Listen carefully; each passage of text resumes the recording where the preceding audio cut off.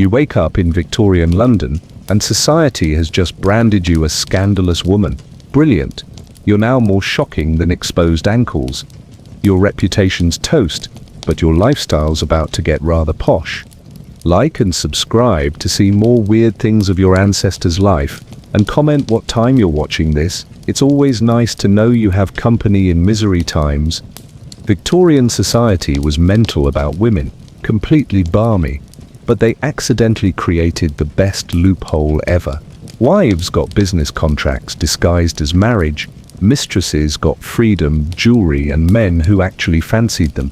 Turns out being the other woman in Victorian England was not that sucked. Part 1. Secret smoking and drinking. Your lover slides a glass of whiskey across the table. You take a proper sip without anyone falling over or calling the police. Welcome to your first Victorian superpower, smoking and drinking as a mistress. Meanwhile, proper wives sat in fancy rooms sipping weak tea and pretending alcohol didn't exist. Their husbands would rather see them drink poison than brandy. Actually, Victorian doctors did give women arsenic for better skin. Whiskey, though, total scandal. You light up a cigarette in your silk room. The tobacco tastes like freedom mixed with rebellion. Victorian ladies weren't supposed to smoke. Ever. People thought it was manly, rude, and would mess up your lady parts.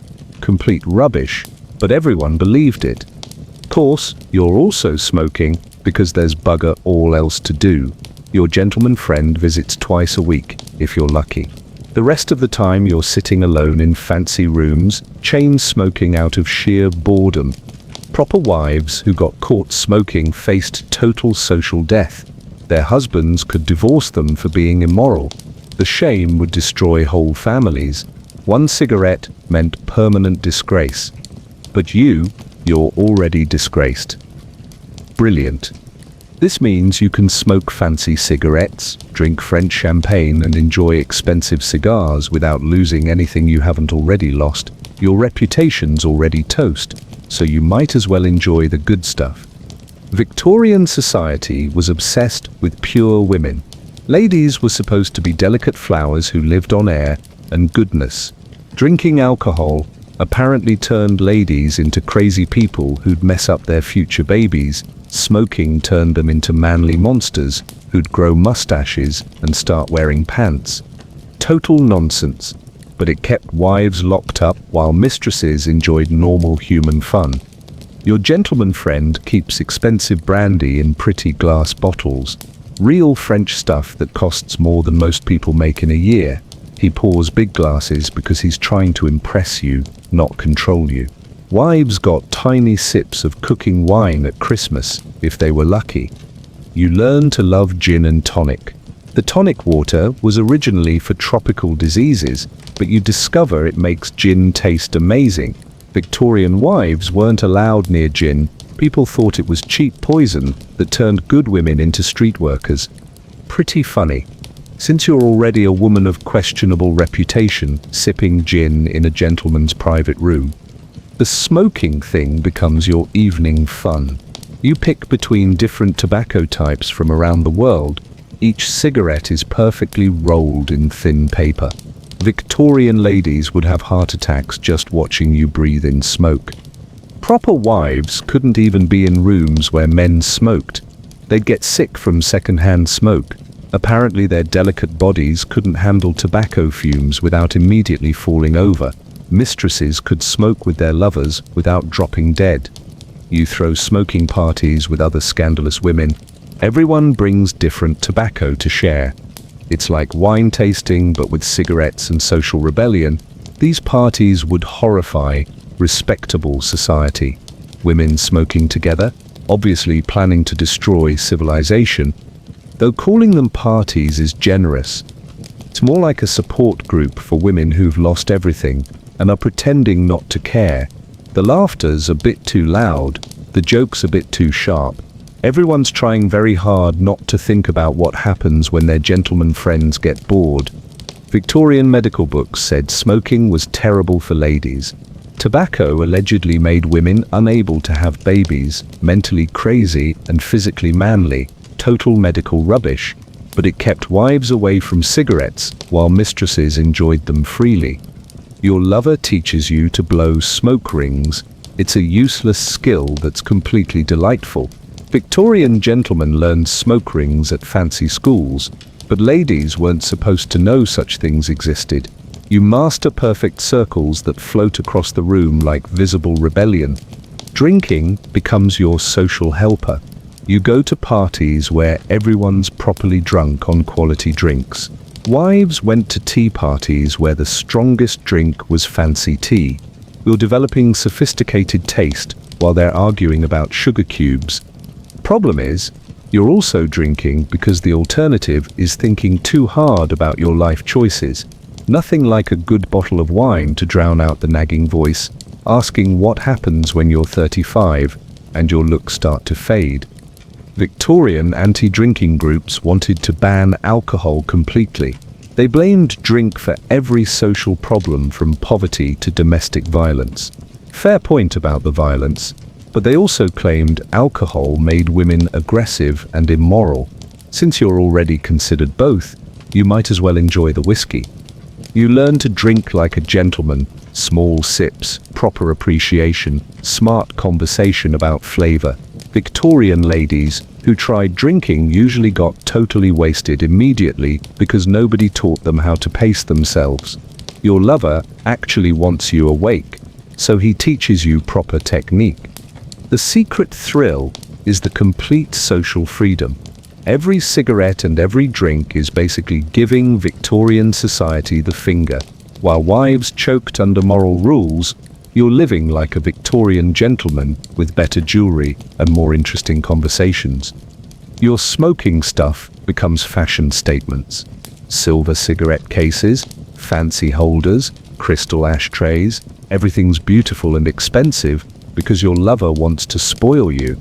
Wives got practical gifts like household items, you get luxury smoking equipment. Though let's be honest, your entire lifestyle depends on keeping one man happy. One wrong move, and you're back to being broke and scandalous without the perks. Bit precarious, really. Victorian anti-smoking campaigns specifically went after women.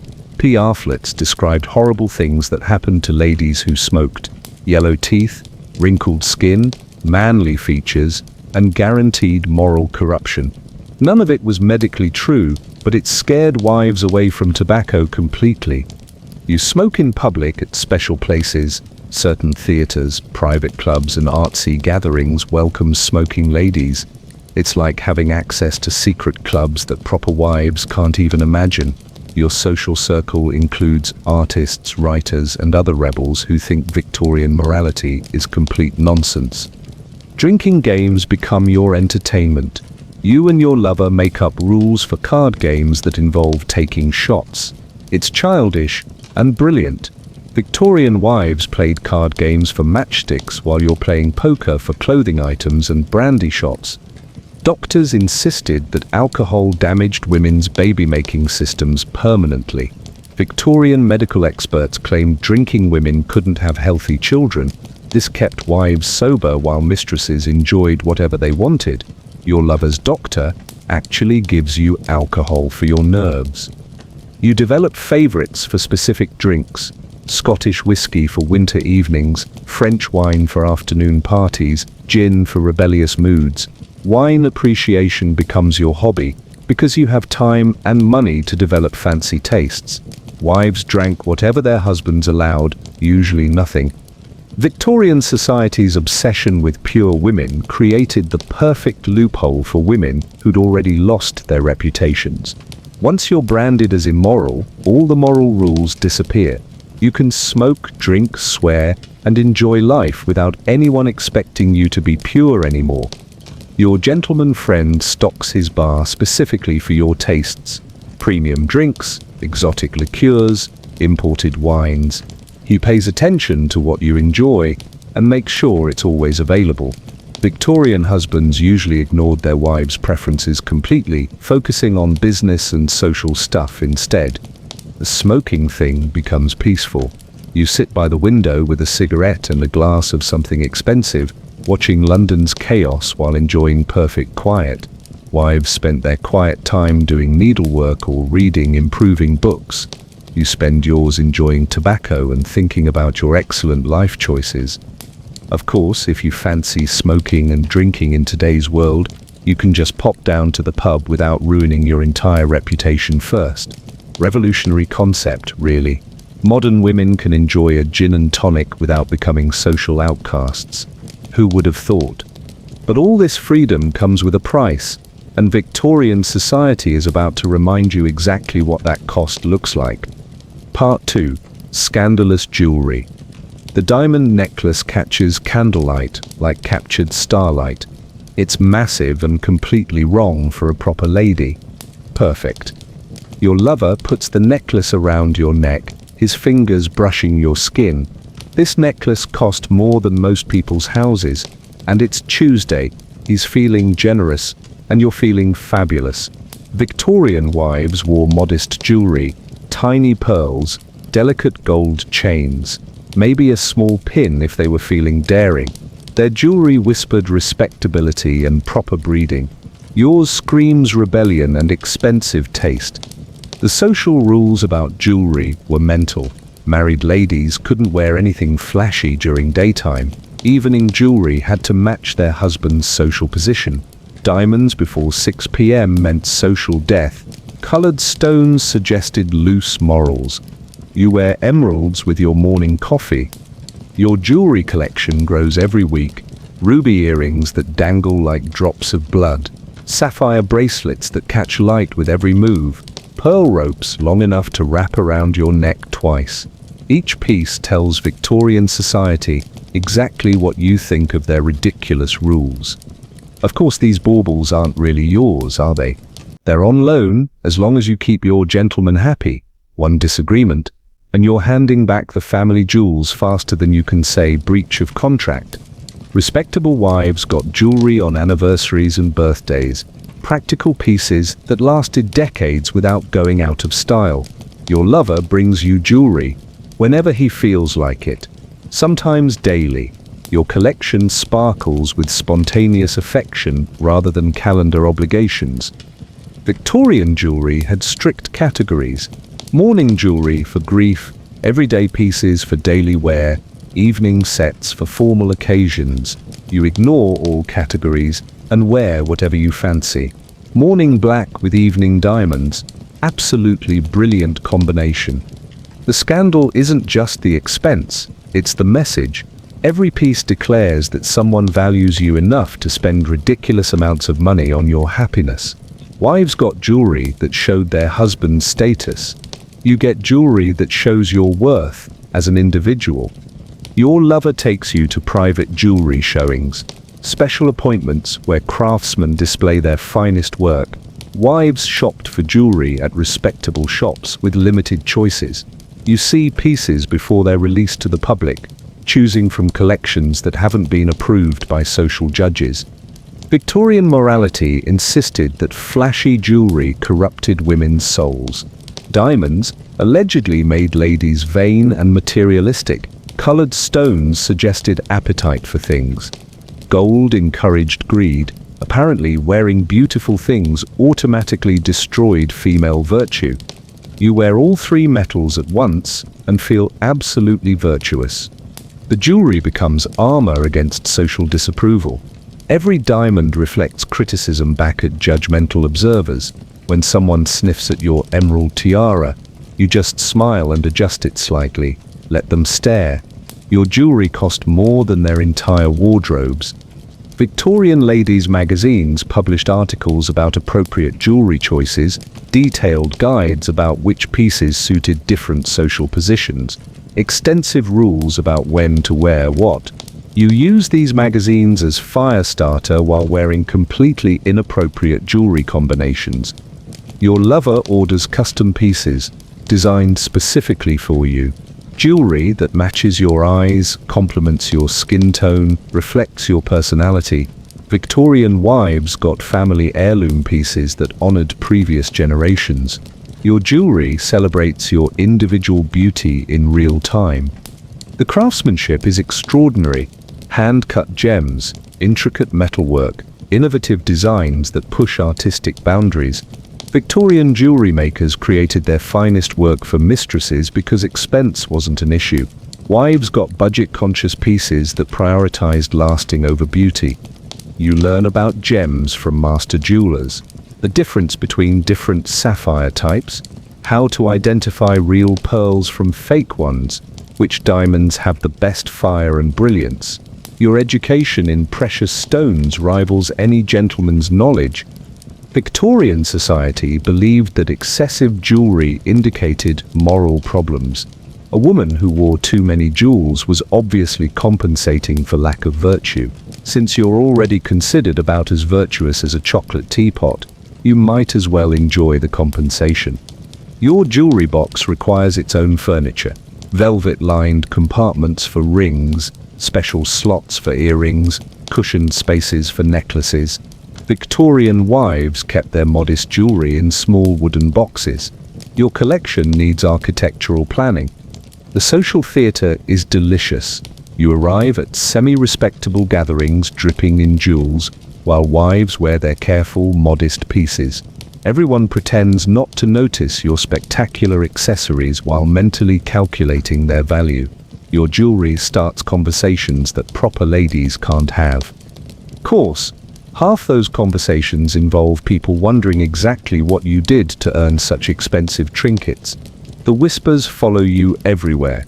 Beautiful jewelry, but it comes with a rather nasty reputation attached. Victorian jewelry trends changed seasonally. Spring called for light, delicate pieces.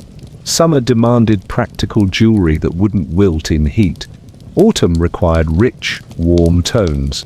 Winter meant conservative, substantial pieces. You wear whatever you fancy, regardless of season, creating your own trends. Your lover's friends compete to impress you with jewelry gifts, not because they want anything from you, but because your obvious appreciation for beautiful things makes gift-giving genuinely fun. Victorian wives got jewelry as duty. You get it as genuine appreciation. The technical knowledge fascinates you. How gems are cut to maximize brilliance. Why certain settings protect stones better than others. Which metals complement specific skin tones. Your lover's jeweler treats you like a serious collector, not just a pretty recipient. Victorian mourning jewelry had elaborate rules. Black jet for deep mourning, gold for half mourning, specific designs for different grief stages. You collect mourning jewelry because it's beautiful, not because you're grieving. Proper ladies find this absolutely horrifying. Your jewelry collection includes pieces from different cultures. Indian bangles, Chinese jade, African goldwork. Victorian wives stuck to European designs that indicated proper breeding. Your collection celebrates global craftsmanship and artistic diversity. The maintenance becomes a ritual. Cleaning each piece carefully, checking settings for loose stones, organizing pieces by color or occasion. Victorian wives' jewelry required minimal care because they owned so little. Your collection demands professional attention and careful storage. Victorian etiquette books contain chapters about jewelry appropriateness, detailed instructions about which pieces suited different social positions, extensive rules about coordination and restraint. You use these books as reference guides for what not to do. Your jewelry tells stories. The ruby necklace from your first Christmas together, the sapphire bracelet celebrating your new apartment, the diamond earrings just because it was Thursday and you looked beautiful. Each piece connects to specific moments of happiness. Though some stories are better left untold, like how you had to smile and pretend to enjoy his terrible poetry reading to earn those rubies, or how the sapphires came with very specific expectations about your availability. Each piece is lovely. But the price wasn't always just money. Victorian ladies inherited jewelry from female relatives, pieces that carried family history and social expectations. Your jewelry represents your individual journey and personal taste. No family obligations, no ancestral restrictions, just pure aesthetic pleasure. The social impact is immediate and lasting. Your jewelry announces your status without words. Other women notice and remember every piece. Men appreciate the artistry and craftsmanship. You become known for your spectacular accessories before anyone learns your name. Mind you, these days you can buy your own diamonds without becoming anyone's kept woman first. Shocking development that. Modern ladies can wear whatever sparkly bits they fancy without causing moral panic. Imagine that. But wearing such obvious wealth in Victorian London comes with dangers that sparkle just as brightly as your diamonds. Part 3. Being a muse for artists and poets. The artist adjusts your pose for the 15th time this morning. Your arm is going numb, but apparently your suffering creates better art. Welcome to being immortalized in Victorian culture. You're not just Mrs. So-and-so anymore. You're the mysterious woman in the painting that will outlast everyone's memory. Victorian artists were obsessed with mistresses. As subjects, proper wives were too respectable to pose for anything interesting. They sat for boring family portraits in their best frocks, looking appropriately moral. You get to be painted as goddesses, mythical creatures, and exotic beauties that make people stop and stare. Of course, being a muse sounds more glamorous than it actually is. You spend hours holding uncomfortable positions while artists debate the exact shade of your skin. Your back aches, your feet go numb, and you're not allowed to move until they've captured your essence, which apparently takes forever. The pre-Raphaelite Brotherhood particularly loved painting mistresses. These artists rejected traditional Victorian values and painted women with flowing hair, sensual poses, and meaningful looks. Proper ladies couldn't pose for such scandalous artwork.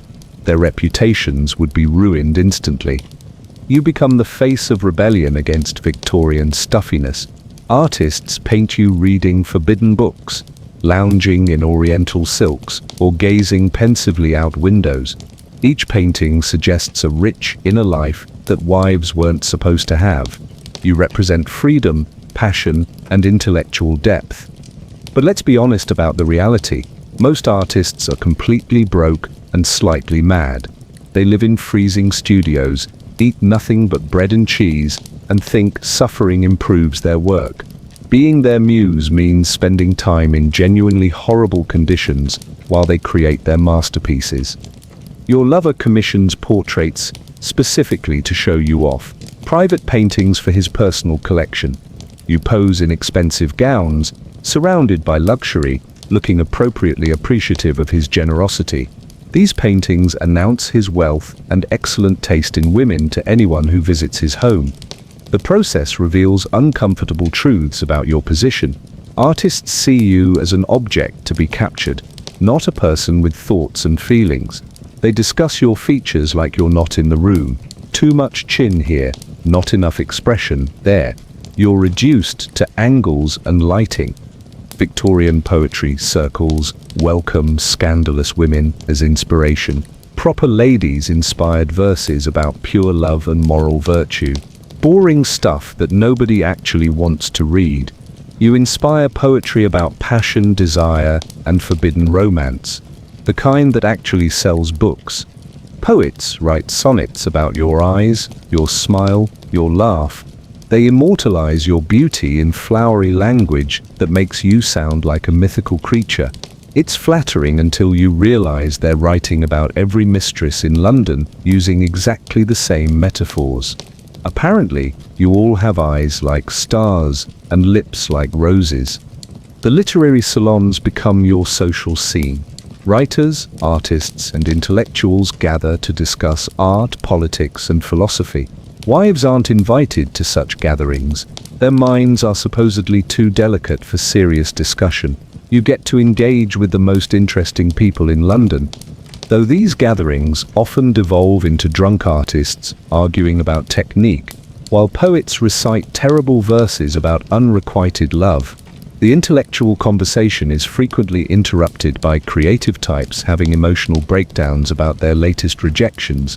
Less glamorous than advertised, you appear in novels as the fascinating, mysterious woman who changes everything. Authors base characters on you, giving them your mannerisms and your story. Victorian readers devour these books, fascinated by women who live outside society's rules. You become literature, but being fictional inspiration means having your real life twisted into entertainment. Authors take your struggles and turn them into romantic adventures. Your actual hardships become plot devices. The reality of depending on men's whims gets transformed into tales of passionate love affairs. The artistic community treats you like a celebrity. Everyone wants to paint you, write about you, or be seen with you at fashionable gatherings. You're invited to gallery openings, poetry readings, and bohemian parties. Your presence adds authenticity to their rebellion against Victorian respectability. Of course, this celebrity status is entirely dependent on remaining scandalous enough to be interesting, but not so scandalous that you become unemployable. It's a delicate balance between fascinating and frightening. Too much scandal, and even artists won't associate with you. Photography studios book you for artistic portraits. These new cameras can capture images that paintings never could. You pose for photographs that explore light, shadow, and emotion in ways that shock traditional portraiture. Victorian technology meets artistic rebellion through your image. The sitting fees help supplement your income. Artists pay models, though not particularly well.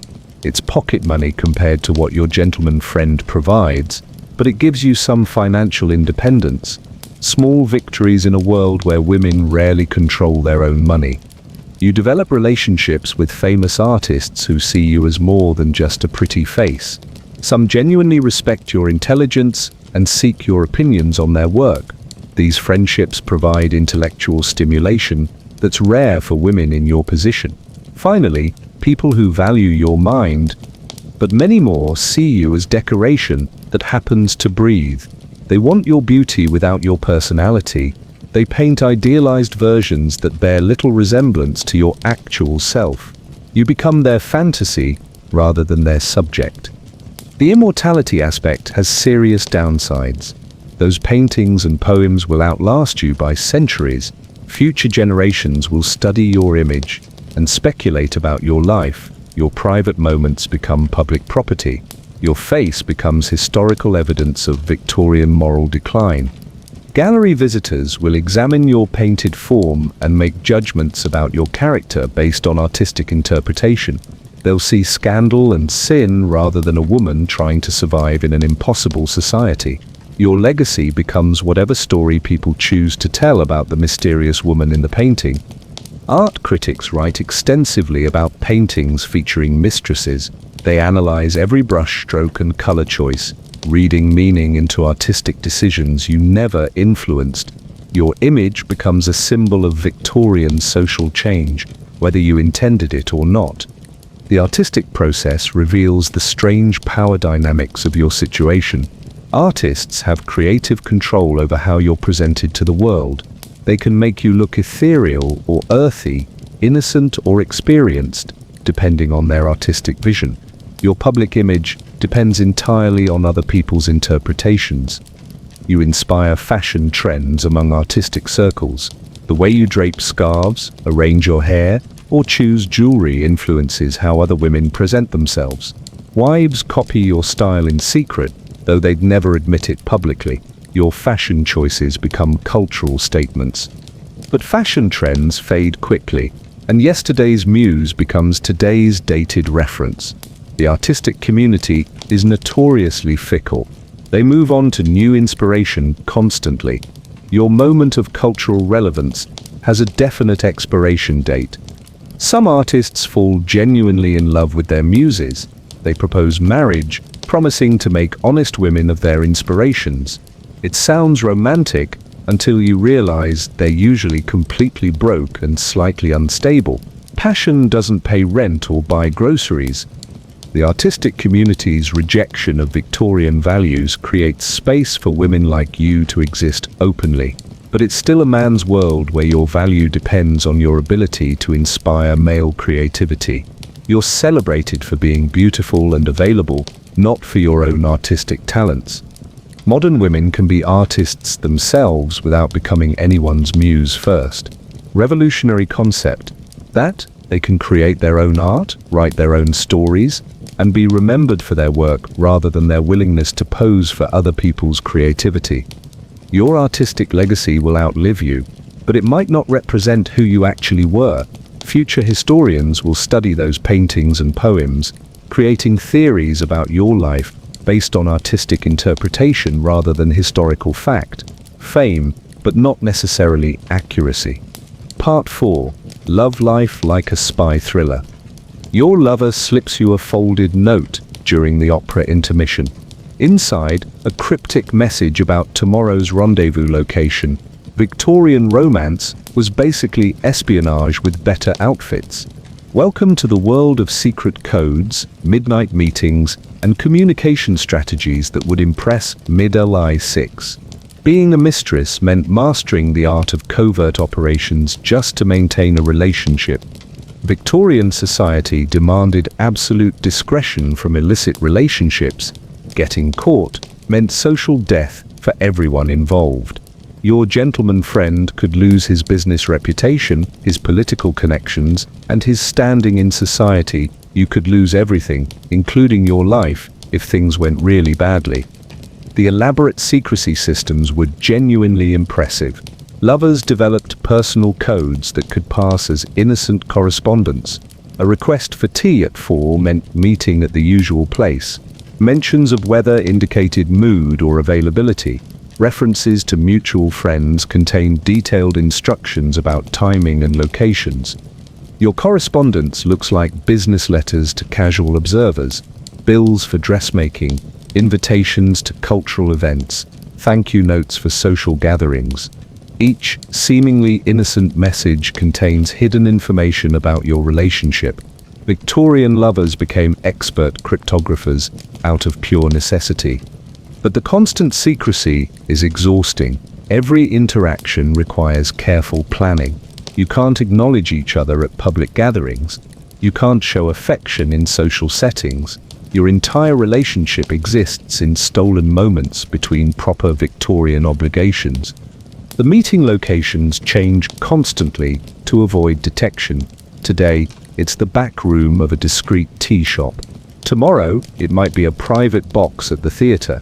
Next week, perhaps a borrowed apartment in an unfashionable district. You become an expert in London's hidden geography. Each location carries risks. Tea shops have gossipy waitresses who notice regular customers. Theatres have society observers who track who attends with whom. Private apartments have nosy landlords and suspicious neighbours. Nowhere is completely safe from Victorian moral surveillance. Your wardrobe includes disguises for different occasions, a modest dress and veil for afternoon meetings in respectable neighbourhoods, evening clothes for cultural events where you can blend into crowds, sometimes even men's clothing for particularly risky rendezvous. Victorian mistresses were part-time theatrical performers. The thrill of deception becomes addictive. Successfully conducting a secret affair under society's nose provides genuine excitement. Every successful meeting feels like winning against impossible odds. You develop skills in observation, planning, and quick thinking that would serve you well in actual espionage. But the paranoia is constant. Every glance from strangers might indicate recognition. Every whispered conversation could be about your relationship. Every unexpected visitor to your apartment might be someone who knows too much. The excitement comes with permanent anxiety. Your gentleman friend employs intermediaries for particularly sensitive communications. His valet becomes a message service. Trusted friends arrange meetings. Business associates provide alibis. Maintaining secrecy requires a network of accomplices who all know enough to destroy you. These accomplices expect payment for their discretion, money, favors, or information. Everyone in your secret network has leverage over your relationship. The privacy you desperately need comes at the cost of involving increasingly dangerous people in your business. Victorian letter writing became an art form for illicit lovers. Multiple meanings layered into seemingly innocent prose, references to literature that contained emotional subtext, detailed descriptions of daily activities that revealed feelings without stating them directly.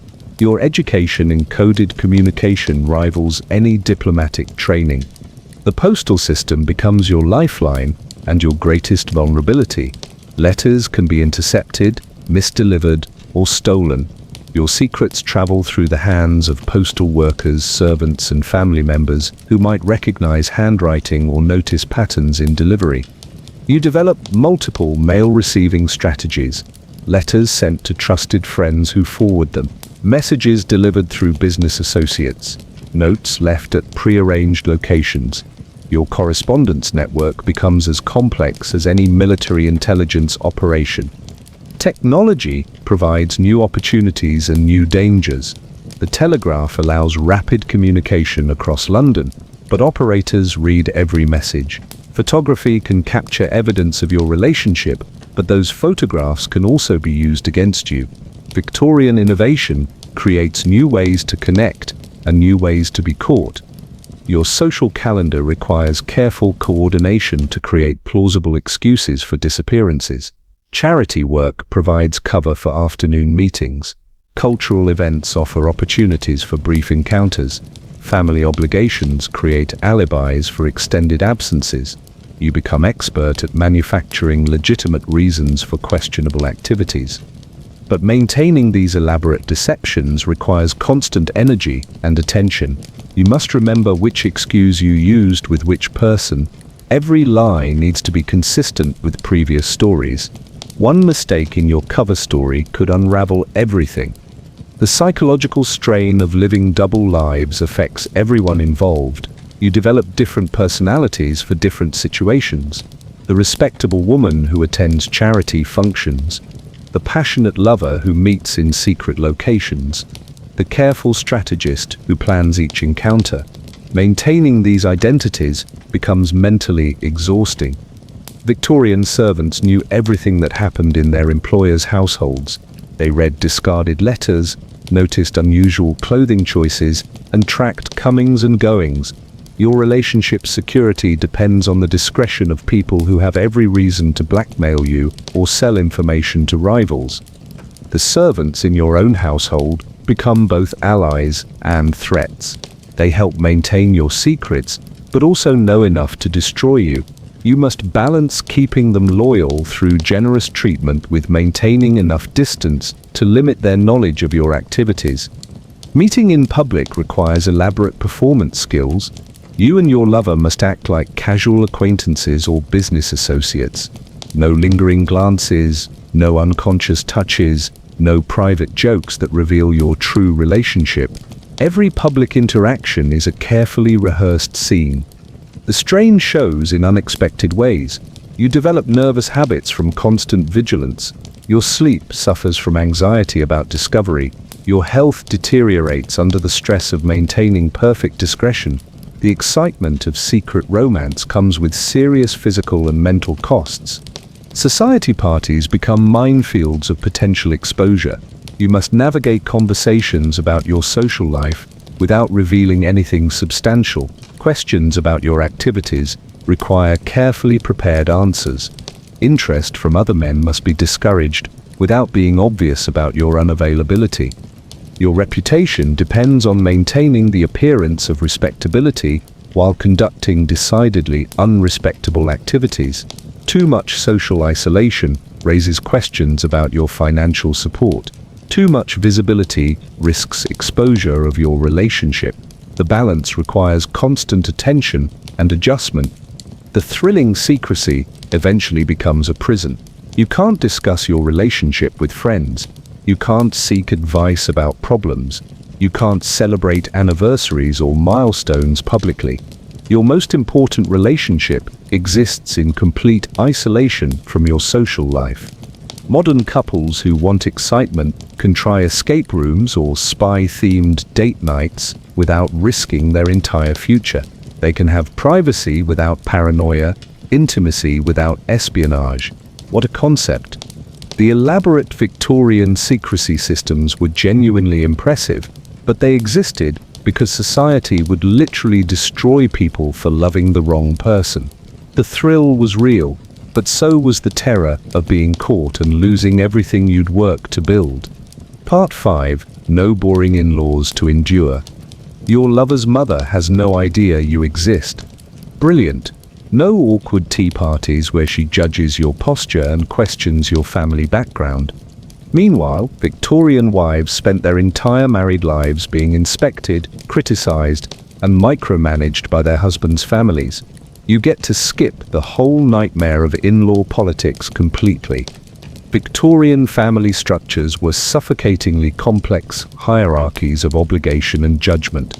Wives had to navigate relationships with parents-in-law, siblings-in-law, aunts, uncles, cousins, and various hangers-on who all had opinions about proper behavior.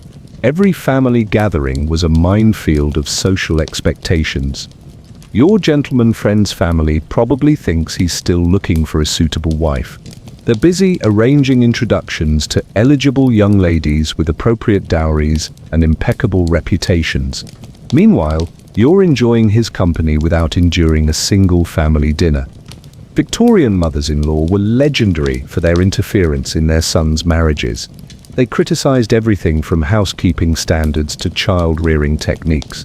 Wives had to defer to their husband's mother in all domestic matters. The family hierarchy placed young wives at the bottom of a very long ladder of female authority. You never have to pretend to enjoy your mother-in-law's terrible cooking. You never have to listen to lengthy stories about her son's childhood accomplishments. You never have to bite your tongue when she offers unsolicited advice about managing your household. The freedom is genuinely liberating. But this freedom comes with complete social isolation. Wives might hate their in-laws, but they provided social structure and support networks. When wives got sick, family members helped with household management. When they had children, experienced relatives offered guidance and practical assistance. You're entirely on your own. No family support system, no network of female relatives to help during difficult times. If you get ill, you depend on paid servants or your lover's sporadic attention.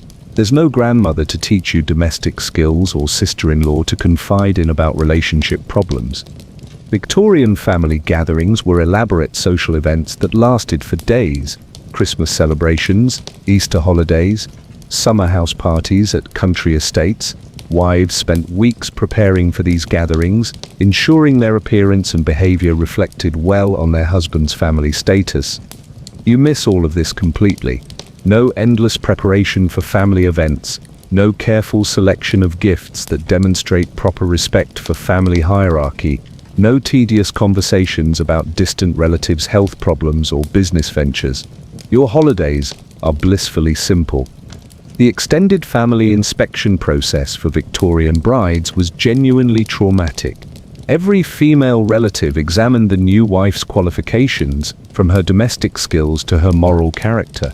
They discussed her shortcomings openly and offered constant advice about improvement. Privacy was virtually non-existent.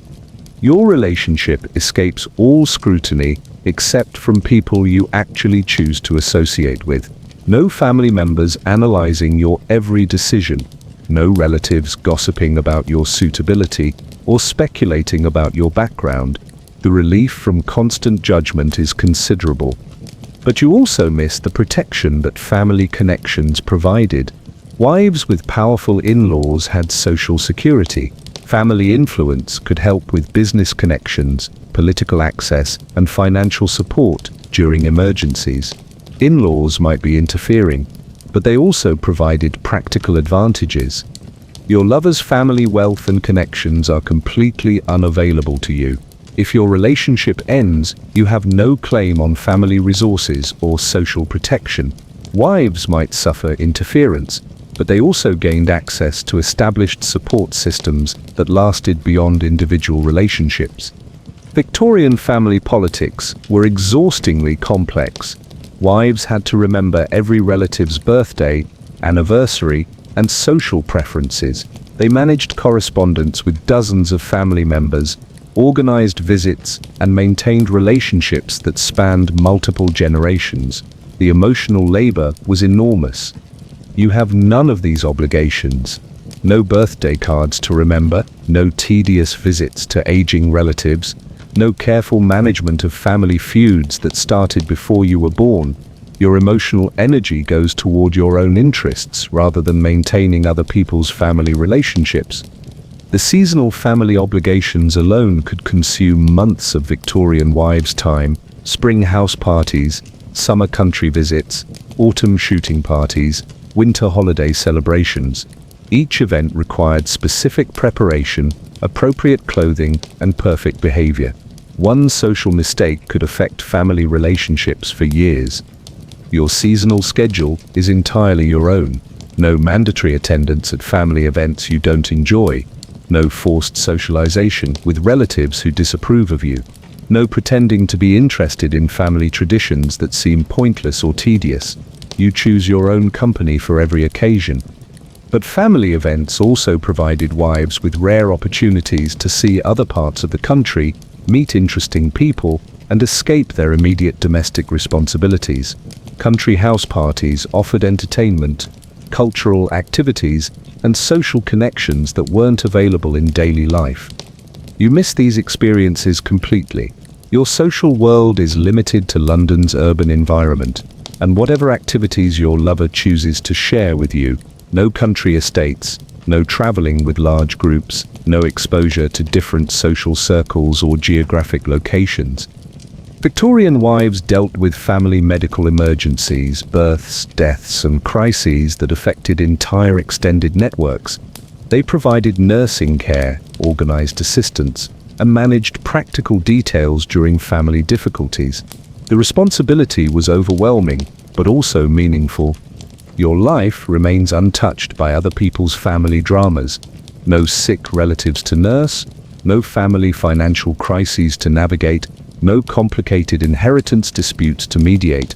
The emotional simplicity is refreshing, but it also means no sense of larger purpose or connection. The family reputation pressure on Victorian wives was intense. Every action reflected on the entire extended family's social standing.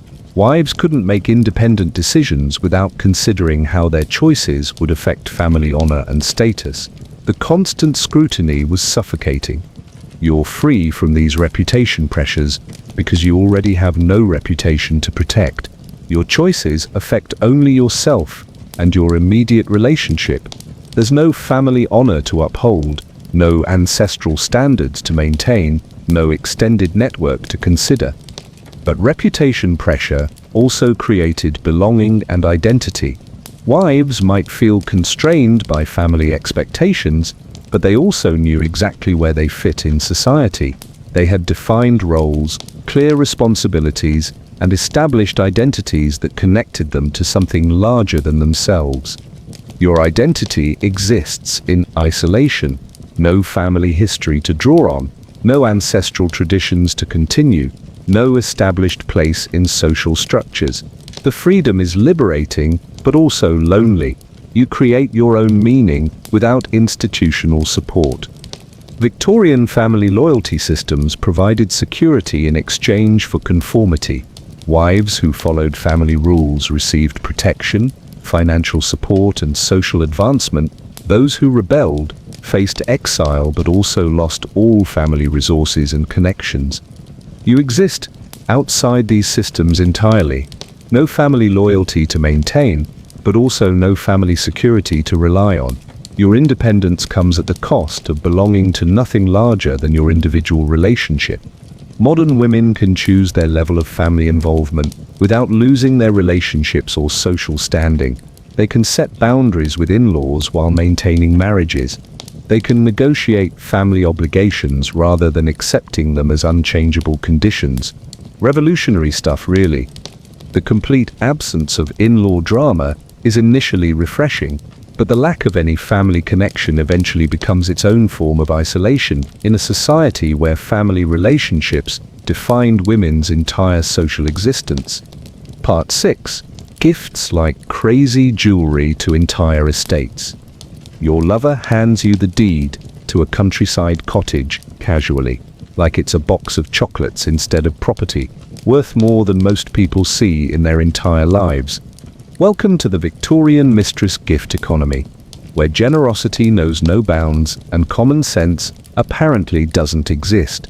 You're living through history's most expensive shopping spree, and someone else is paying. Victorian gentlemen competed through gift-giving to their mistresses. It wasn't just affection, it was a status symbol. The more extravagant the gifts, the more impressive their wealth appeared to other men. You became a walking advertisement for your lover's financial success. Your jewelry box overflows with pieces that could feed entire families for years: diamond tiaras for Tuesday brunches, ruby necklaces because you mentioned liking the color red, emerald bracelets to match your new evening gown. Each piece represents more money than most Victorian women saw in their lifetimes. But let's be honest about what these gifts actually represent. They're not expressions of love, they're payments for services rendered. Each expensive bauble comes with expectations about your availability, your discretion, and your willingness to maintain the arrangement. Beautiful chains are still chains.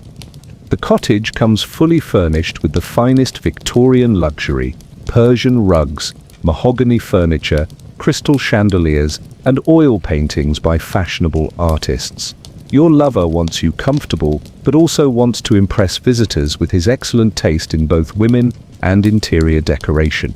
Of course, the cottage isn't actually yours, is it? The deed might have your name, but everyone understands the arrangement. It's yours as long as you keep your gentleman happy. One serious disagreement, and you'll be packing your belongings faster than you can say breach of contract. Victorian gift-giving had elaborate social rules that your lover completely ignores with you. Proper gifts to respectable women were modest, practical, and appropriate for their social position. Books, flowers, small items of jewelry for special occasions. Nothing that suggested improper intimacy or inappropriate expense. You receive gifts that would scandalize proper society: expensive clothing, exotic perfumes, imported wines, rare books, art objects, and personal accessories that cost more than most people's annual income. Your gift collection represents a fortune that's constantly growing. The seasonal gift-giving becomes ridiculous. Christmas brings enough presents to stock a small shop. Your birthday requires weeks of planning and multiple surprise deliveries. Valentine's Day involves jewelry that requires its own security arrangements. Easter somehow necessitates a complete wardrobe update.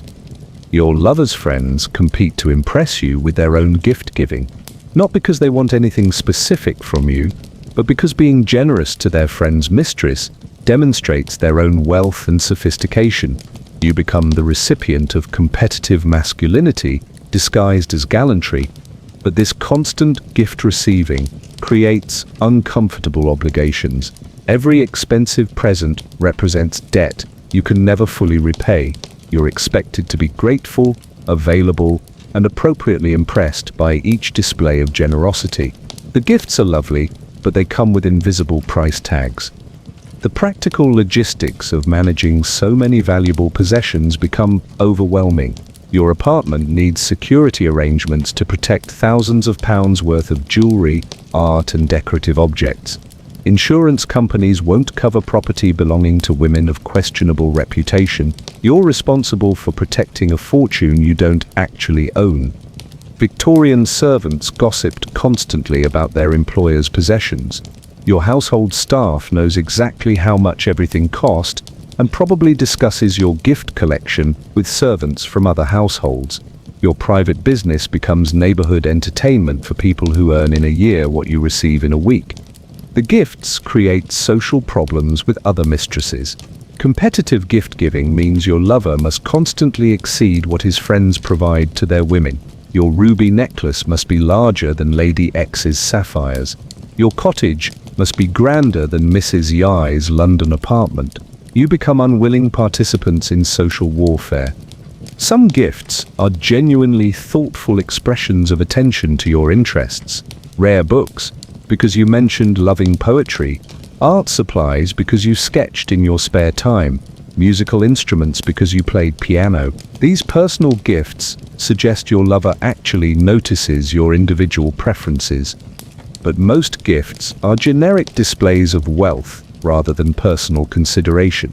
Expensive things that any woman would appreciate, rather than items chosen specifically for your tastes. You could be any attractive woman. The gifts would be identical. It's not personal attention, it's economic demonstration. The constant acquisition of luxury goods becomes strangely empty when you can have anything you want. Wanting becomes difficult. Desire requires some limitation, some achievement, some personal investment. Everything being freely available makes nothing particularly special or meaningful. Your wardrobe expands beyond any practical need. Dozens of evening gowns for occasions that rarely arise. Day dresses in every fashionable color and fabric. Coats, cloaks, and wraps for every possible weather condition. Shoes, gloves, and accessories to match every outfit. You have enough clothing to dress a small theater company. The storage requirements alone become architectural challenges. Your apartment needs custom closets, specialized jewelry storage, climate-controlled spaces for delicate fabrics, and secure areas for valuable art objects. Managing your possessions requires household staff with expertise in luxury goods maintenance. But you can't actually sell any of these gifts without causing serious problems. The jewelry, art, and property are essentially on loan for good behavior. Attempting to convert gifts into independent income would end your arrangement immediately and probably result in legal complications. The gift-giving escalates constantly because each present must exceed the last to maintain impact. Last month's spectacular diamond necklace becomes this month's baseline expectation. Your lover must continuously find more expensive, more impressive, more unusual gifts to maintain the thrill of generosity. This escalation creates financial pressure, even for wealthy men. Maintaining a mistress who expects constantly increasing luxury becomes an expensive obligation. Some gentlemen actually face financial difficulties from competitive gift-giving to their women. The economy of mistress maintenance could be genuinely ruinous. Your friends and acquaintances develop complicated relationships with your wealth. Some are genuinely happy for your good fortune. Others are clearly jealous of your lifestyle. Many are confused about how to interact with someone whose possessions represent more money than they'll ever see. The gifts isolate you from normal economic reality. You lose understanding of money's actual value when everything you want appears without effort or sacrifice. Prices become meaningless numbers rather than representations of labor, time, or difficulty. You exist in an economic bubble that distorts your perspective. Victorian society viewed expensive gifts to mistresses as evidence of moral corruption in both giver and receiver.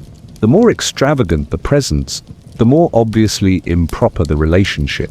Your gift collection becomes public proof of your immoral lifestyle and your lover's disregard for social propriety. But you also become an expert in luxury goods, developing sophisticated taste and knowledge about quality, craftsmanship, and value. Your education in fine jewelry, art, fashion, and decorative objects rivals any gentleman's collector expertise. This knowledge serves you well in social situations with wealthy, cultured people. The emotional impact of constant gift receiving is complicated. Gratitude mixes with obligation, pleasure with anxiety, appreciation with resentment. You enjoy beautiful things while resenting their role in maintaining your dependence. The gifts are simultaneously wonderful and troubling. Modern women can buy their own jewelry and property without becoming anyone's kept woman first. They can appreciate luxury without depending on male generosity for access to beautiful things. Imagine earning your own money and spending it however you choose. Revolutionary concept. The Victorian gift economy for mistresses was genuinely extravagant, but it was also a system of economic control disguised as romantic generosity. The presents were real, but so was the price of receiving them. Part 7. Picking your own hours. You wake up at noon on Wednesday because you feel like it. No husband demanding breakfast at dawn. No household schedule dictating your every movement. Your time is genuinely your own. Meanwhile, Victorian wives followed rigid daily schedules that started before sunrise and ended long after dark. Their time belonged to everyone except themselves. You've accidentally discovered the Victorian equivalent of flexible working arrangements. Victorian married women's days were micromanaged nightmares of domestic obligation. Wake at 5 to supervise breakfast preparation. Morning household meetings with servants. Afternoon social calls at precisely the right times. Evening entertainment of husband's business associates. Every moment planned, every activity purposeful. Your schedule is delightfully chaotic. Some days you sleep until afternoon. Other days you wake early to enjoy morning sunlight in your private garden. You eat meals when you're hungry, rather than when social convention demands. Your time follows your natural rhythms instead of society's expectations. But this freedom comes with dangerous isolation. Victorian wives might be overwhelmed with obligations, but they were also connected to social networks, family responsibilities, and community activities. Their busy schedules provided structure, purpose, and human connection. You have unlimited leisure time and increasingly little to fill it meaningfully. How many books can you read? How many walks can you take? How many afternoon naps can you enjoy before the freedom becomes emptiness? Unlimited choice can become its own form of prison. Victorian ladies of leisure faced strict social schedules for morning calls, afternoon visits, and evening entertainments. The calling card system regulated social interaction down to 15-minute intervals. Women spent hours traveling between houses, leaving cards, and maintaining social connections through precisely timed visits. You skip this entire social machinery. No calling cards to manage, no visiting schedules to maintain, no complex protocols about who calls on whom and when. Your social interactions happen when you choose them, rather than when society demands them. The seasonal social calendar controlled every aspect of respectable Victorian women's lives. Spring brought house parties in the country. Summer required seaside holidays with extended family. Autumn meant returning to London for the cultural season. Winter involved careful management of holiday obligations. Each season had specific activities, locations, and social requirements. Your calendar follows your personal preferences rather than social expectations. You can travel when weather suits you, rather than when society expects it. You can attend cultural events because you enjoy them, rather than because appearing at specific venues demonstrates proper social participation. But you're also excluded from the major social events that defined Victorian high society. No invitations to important balls, dinner parties, or cultural gatherings. Your flexible schedule exists, partly because you have fewer places where you're welcome. Freedom and social exile often look remarkably similar. Victorian household management required constant supervision and decision-making. Wives planned meals, managed servants, organized household purchases, supervised cleaning, and maintained family accounts. The domestic responsibilities were genuinely overwhelming, but also provided clear purpose and measurable achievement. Your household runs itself with minimal supervision. Paid servants handle cooking, cleaning, and maintenance according to established routines. You make occasional decisions about meals or decoration, but daily management happens without your involvement. It's convenient, but also oddly purposeless. The lack of children means your time remains entirely your own. Victorian wives with children spent their days managing nurseries, overseeing education, organizing children's activities, and providing constant supervision. Motherhood consumed enormous amounts of time and energy, but also provided clear meaning and future purpose. Your days lack the organizing principle that children provide. No small people needing attention, no future generation to prepare for adult life, no sense of contributing to family continuity. The freedom is genuine, but so is the absence of purpose that children might provide. Victorian wives' correspondence obligations were extensive and time-consuming.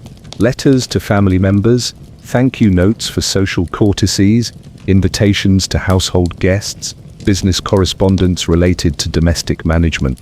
Women spent hours daily maintaining communication networks that supported their family's social position. You write letters when you feel like it to people you actually want to communicate with.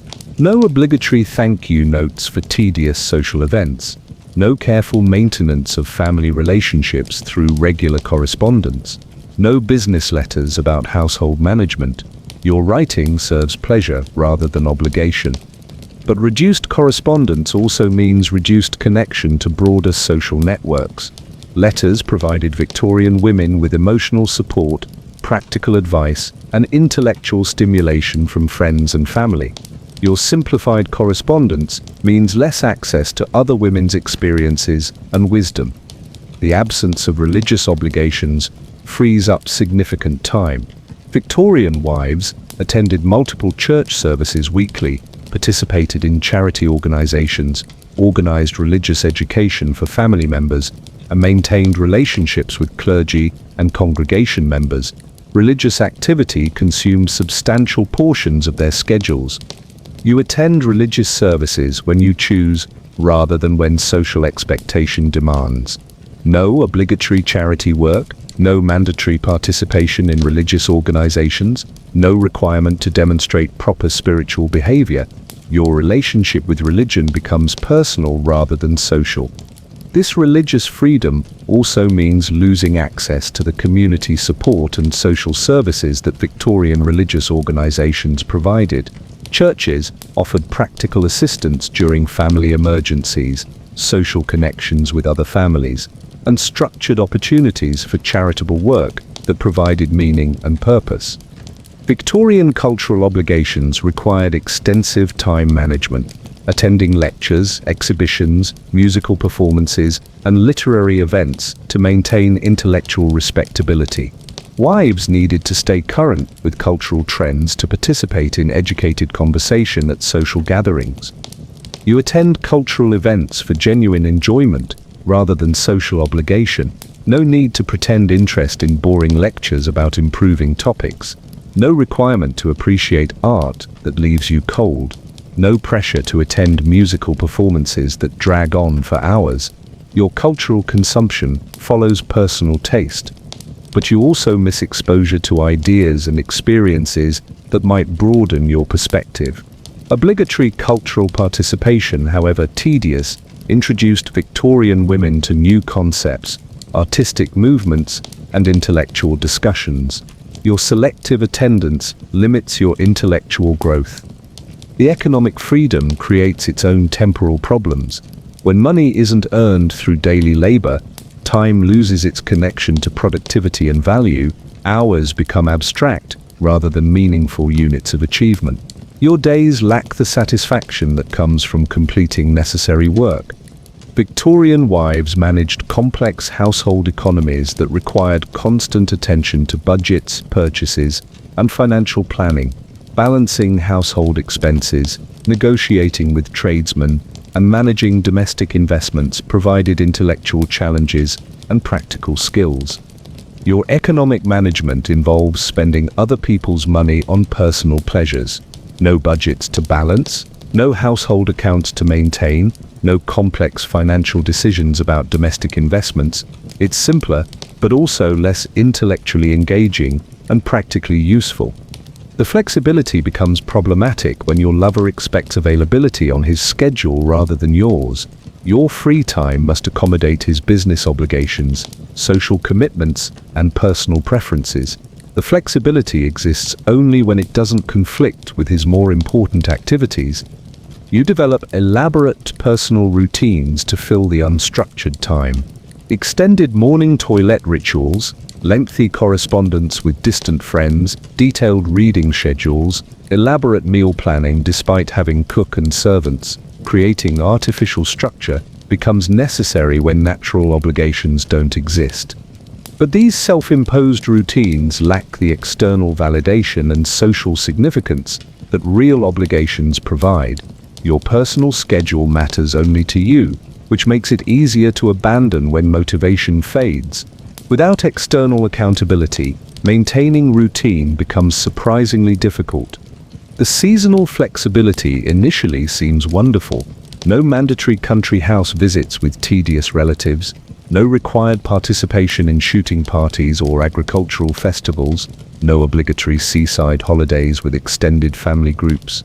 You choose your seasonal activities based on personal preference. This freedom also means missing the communal experiences that defined Victorian social life. Country house parties, however boring, provided opportunities to meet new people, see different parts of England, and participate in traditional activities that connected individuals to broader cultural patterns. Your lover's schedule ultimately controls your flexibility. When he travels on business, your social options become limited. When he entertains business associates, you must remain invisible. When he attends family obligations, you spend time alone. Your freedom exists within the boundaries of his more important commitments. The lack of meaningful work creates existential problems that flexible scheduling can't solve. Victorian wives might be overwhelmed with responsibilities, but they also contributed essential labor to family and community functioning. Their work mattered beyond their personal satisfaction. Your daily activities serve no one except yourself. Reading novels doesn't contribute to family welfare. Taking long walks doesn't support community institutions. Enjoying leisure activities doesn't advance any larger purpose. The freedom from obligation becomes freedom from significance. Victorian society provided women with clearly defined roles that, however restrictive, also offered identity and purpose. Wife, mother, daughter, sister, community member. These roles came with obligations but also with social recognition and personal meaning. You exist outside these role definitions, which provides freedom but also creates identity confusion. Without clear social function, you must create meaning through personal choice rather than cultural expectation. It's liberating but also isolating and sometimes overwhelming. The temporal flexibility reveals itself as another form of dependence. Your schedule accommodates your lover's convenience rather than your genuine preferences. You're available when he wants company and invisible when he needs privacy. The flexibility serves his needs more than yours.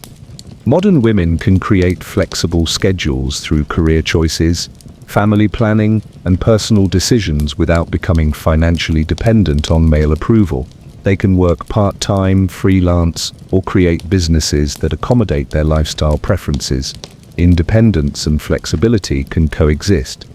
Your Victorian flexible schedule exists only as long as you maintain one man's interest and approval. It's not genuine independence. It's a different form of service that appears more pleasant than traditional domestic obligations, but carries similar constraints on your actual autonomy. Part 8. Your own place.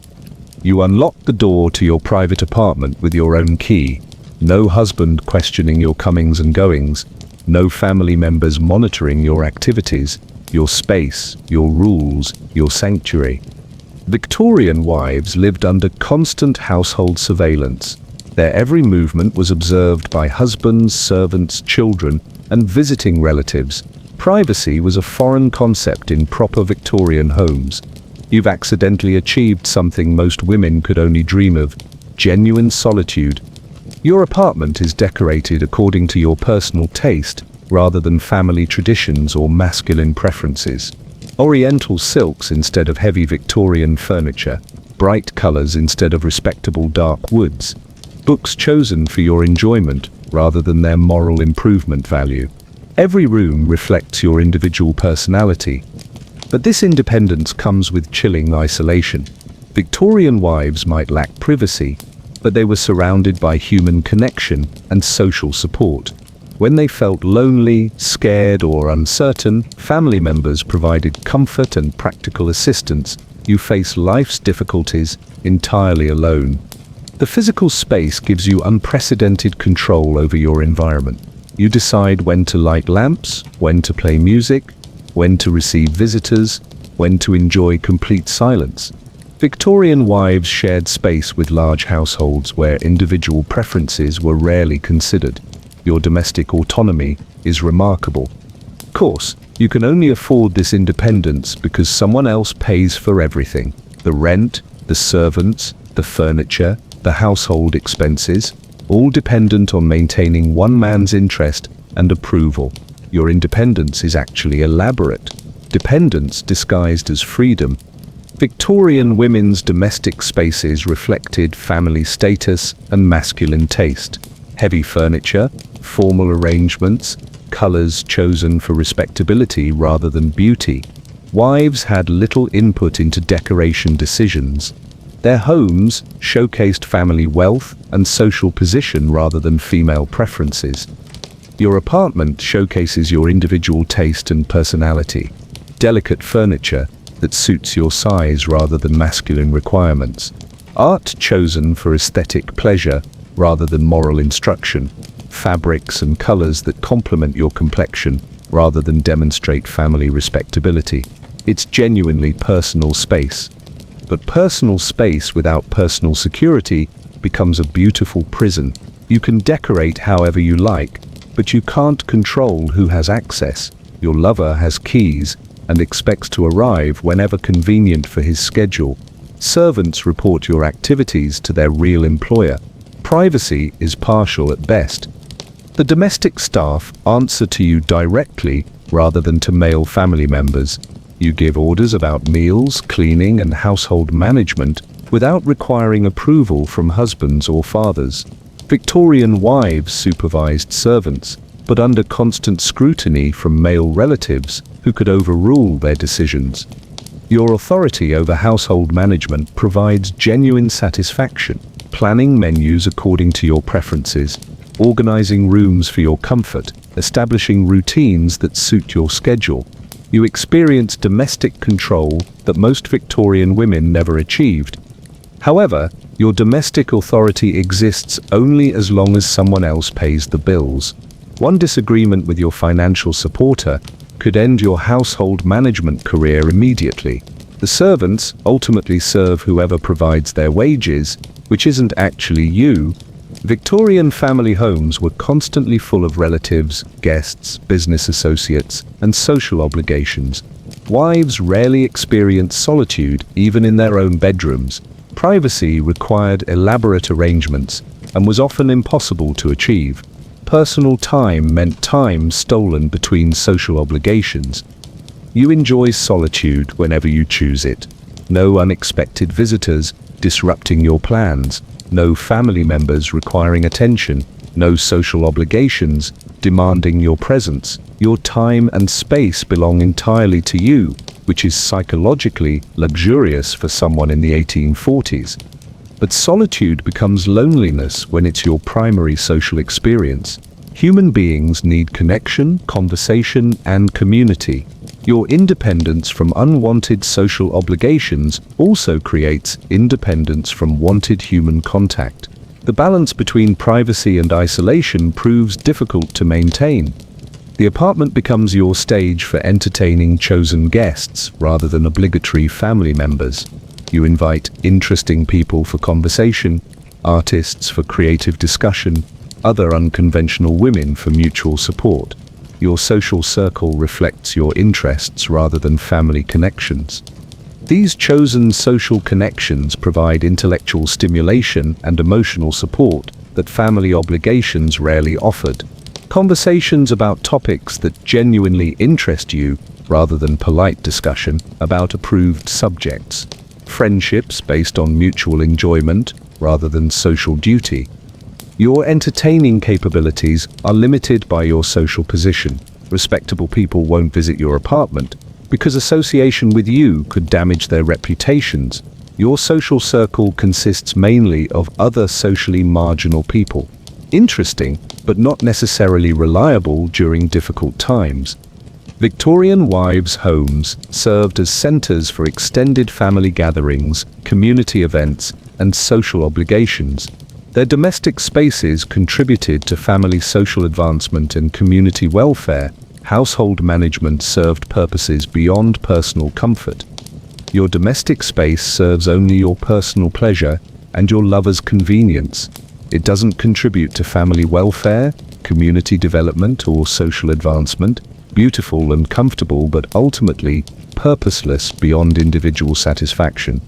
The privacy allows you to pursue interests that Victorian society considered inappropriate for ladies, reading controversial literature, practicing artistic skills, engaging in intellectual discussions, enjoying physical pleasures without social supervision. Your apartment becomes a space for personal development impossible in conventional domestic settings. But pursuing controversial interests in isolation means lacking guidance, criticism, and collaborative development that comes from community participation. Self-directed learning has limitations. Without social feedback, you might pursue interests that lead nowhere productive or meaningful. Your bedroom is genuinely private space where you can rest without interruption, dress according to your preferences, and enjoy intimate relationships without family surveillance. Victorian wives shared bedrooms with husbands and often had their intimate lives supervised by extended family members concerned about proper behavior and reproductive success. This intimate privacy provides psychological relief from constant social performance. You can relax completely, express genuine emotions, and behave naturally without concern about proper feminine behavior. The mental health benefits of genuine privacy are significant in a society that demanded constant public performance from women. However, intimate privacy also means intimate vulnerability. When your lover visits, you have no family protection or social oversight. If he becomes violent, demanding, or unreasonable, you have no recourse except ending the relationship and losing your home. Privacy and security don't always coexist peacefully. The kitchen becomes your domain for personal culinary preferences rather than family meal planning. You can experiment with foods that interest you, try foreign cuisines, eat meals at unusual times, or survive entirely on tea and biscuits if you feel like it. Victorian wives planned meals around family preferences and social expectations. Your culinary freedom reflects your independence from family nutritional responsibility. No children to feed properly, no husband requiring specific meals, no extended family gatherings demanding elaborate preparation. Food becomes personal pleasure rather than domestic obligation. But cooking for one person lacks the social satisfaction that comes from feeding others. Meal preparation becomes less meaningful when it serves only personal consumption. The domestic skills that provided Victorian women with purpose and identity become less relevant when they don't contribute to other people's welfare. The apartment's storage space accommodates your possessions rather than family accumulations. Your books, clothing, art objects, and personal items can be organized according to your preferences rather than household requirements. Everything in your space serves your personal needs or aesthetic preferences. This personal organization provides psychological satisfaction and practical convenience. You know where everything is because you put it there. Your possessions reflect your interests and history rather than family traditions or masculine requirements. The space truly belongs to you. But personal possessions without personal security create constant anxiety about loss. Your beautiful things exist at the pleasure of someone else's financial support. If your arrangement ends, you might lose not just your home, but everything in it. Ownership becomes complicated when someone else controls the legal and financial foundations. Modern women can rent their own apartments, choose their own furniture, and live independently without requiring male financial support. They can have privacy with security, independence with autonomy. What a concept, controlling your own space through your own resources. Your Victorian private apartment provides unprecedented personal space and domestic control. but it exists within a framework of economic dependence that makes the independence ultimately illusory. You're queen of your own castle, but someone else owns the kingdom. Part 9. VIP access to cool parties and theatre premieres. You arrive at the theatre premiere in a private box, wearing diamonds that cost more than most houses. The performance hasn't started yet, but half the audience is already watching you instead of the stage. Welcome to Victorian London's most exclusive entertainment circuit. While respectable wives attend approved cultural events with their families, you get access to the actually interesting parties where artists, writers, and rebels gather to discuss ideas that would horrify proper society.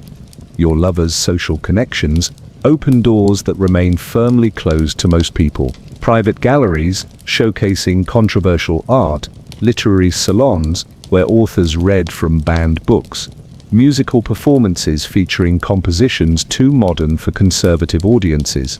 You experience culture on the cutting edge rather than the approved edge.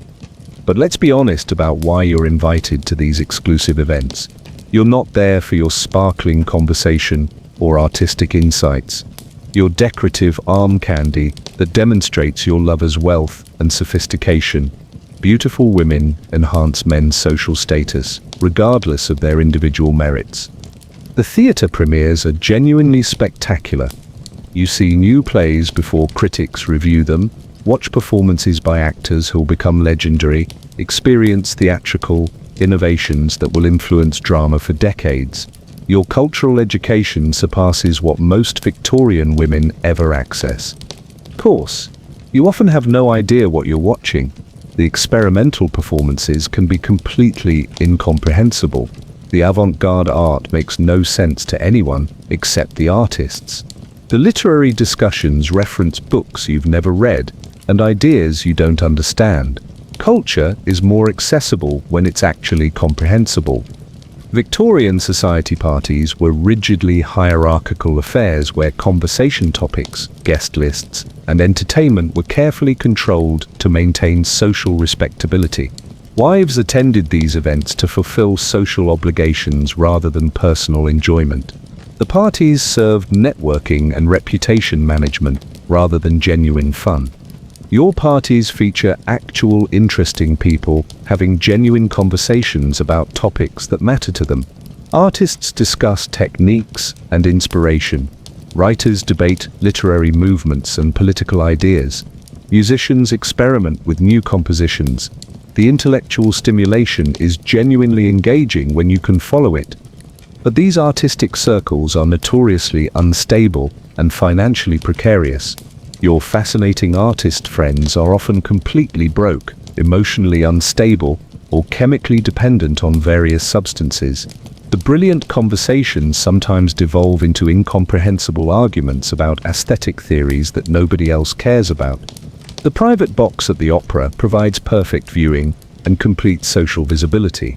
Everyone in the theatre can see you, speculate about your identity, and observe your clothing, jewelry, and behavior. You become part of the entertainment for other audience members who find your presence more interesting than the performance. This constant scrutiny from other audience members creates pressure to perform respectability while maintaining just enough scandal to be interesting. Too proper, and you become boring. Too scandalous, and you become unemployable. The balance requires constant social calculation. Gallery openings introduce you to artists whose work will hang in museums centuries later. You meet painters, sculptors, and craftsmen while their careers are developing rather than after they become famous. Your opinions about their work might actually influence artistic development in small ways. But your artistic opinions are rarely taken seriously by people who assume your primary qualification is physical attractiveness rather than intellectual capacity. Artists might enjoy your company, but they don't necessarily respect your aesthetic judgment or cultural insights. The salon culture provides intellectual stimulation that Victorian women rarely experienced. Discussions about philosophy, politics, literature, and social reform that go far beyond the approved topics for feminine conversation. You engage with ideas that challenge conventional thinking and social expectations. However, salon discussions often exclude you from serious participation. You're welcome to listen and look beautiful, but your contributions to intellectual conversations aren't particularly valued. The stimulation is mostly passive consumption rather than active engagement. Literary society gatherings expose you to writers who are creating the books that will define Victorian culture. You hear poetry readings, participate in discussions about novel techniques, and observe the creative process of people whose work will outlast them by centuries. These literary connections sometimes lead to appearing as characters in novels or inspiration for poetry, which provides a form of immortality. Future readers will encounter fictional versions of you in literature, though they might not recognize the real person behind the artistic interpretation. But literary immortality often involves having your personal life transformed into entertainment for other people. Authors take your struggles, relationships, and private experiences and turn them into plot material. Your reality becomes someone else's creative property. The exclusive dining experiences feature cuisine that most Victorians never taste. French chefs, exotic ingredients, wines from private cellars, elaborate presentation that treats food as art rather than sustenance. Your palate develops sophistication that rivals any gentleman's culinary education. These culinary adventures also expose you to social situations where your table manners, conversation skills, and cultural knowledge are constantly evaluated by people who consider themselves superior to you. Every meal becomes a test of your social adequacy. Political gatherings provide insight into decisions that affect the entire country. You overhear discussions about legislation, economic policies, and social reforms before they become public knowledge. Your unusual social position gives you access to information that most citizens never receive. But political access comes without political influence. You hear important discussions, but can't participate meaningfully in decisions. Your presence is decorative rather than substantive. You witness power without exercising it. The artistic patron networks introduce you to wealthy collectors who support culture through private funding. You learn about art investment, cultural preservation, and the economic systems that sustain creative work. This education in cultural economics provides insights into how society actually functions. Your understanding of these cultural economic systems reveals how precarious your own position is within them. The same wealthy patrons who support artists could easily withdraw their support from you. Cultural patronage is based on whim rather than contract. Fashion events showcase clothing and accessories before they become available to general society. You see next season's styles, meet designers who are creating new aesthetic movements, and influence fashion trends through your appearance at public events. But fashion leadership requires constantly updating your appearance to maintain relevance. Yesterday's cutting-edge style becomes today's outdated look. The pressure to remain fashionable is expensive and exhausting, especially when someone else controls your clothing budget. The social networking opportunities are genuinely valuable. You meet people who could provide assistance, protection, or alternative arrangements if your current situation changes.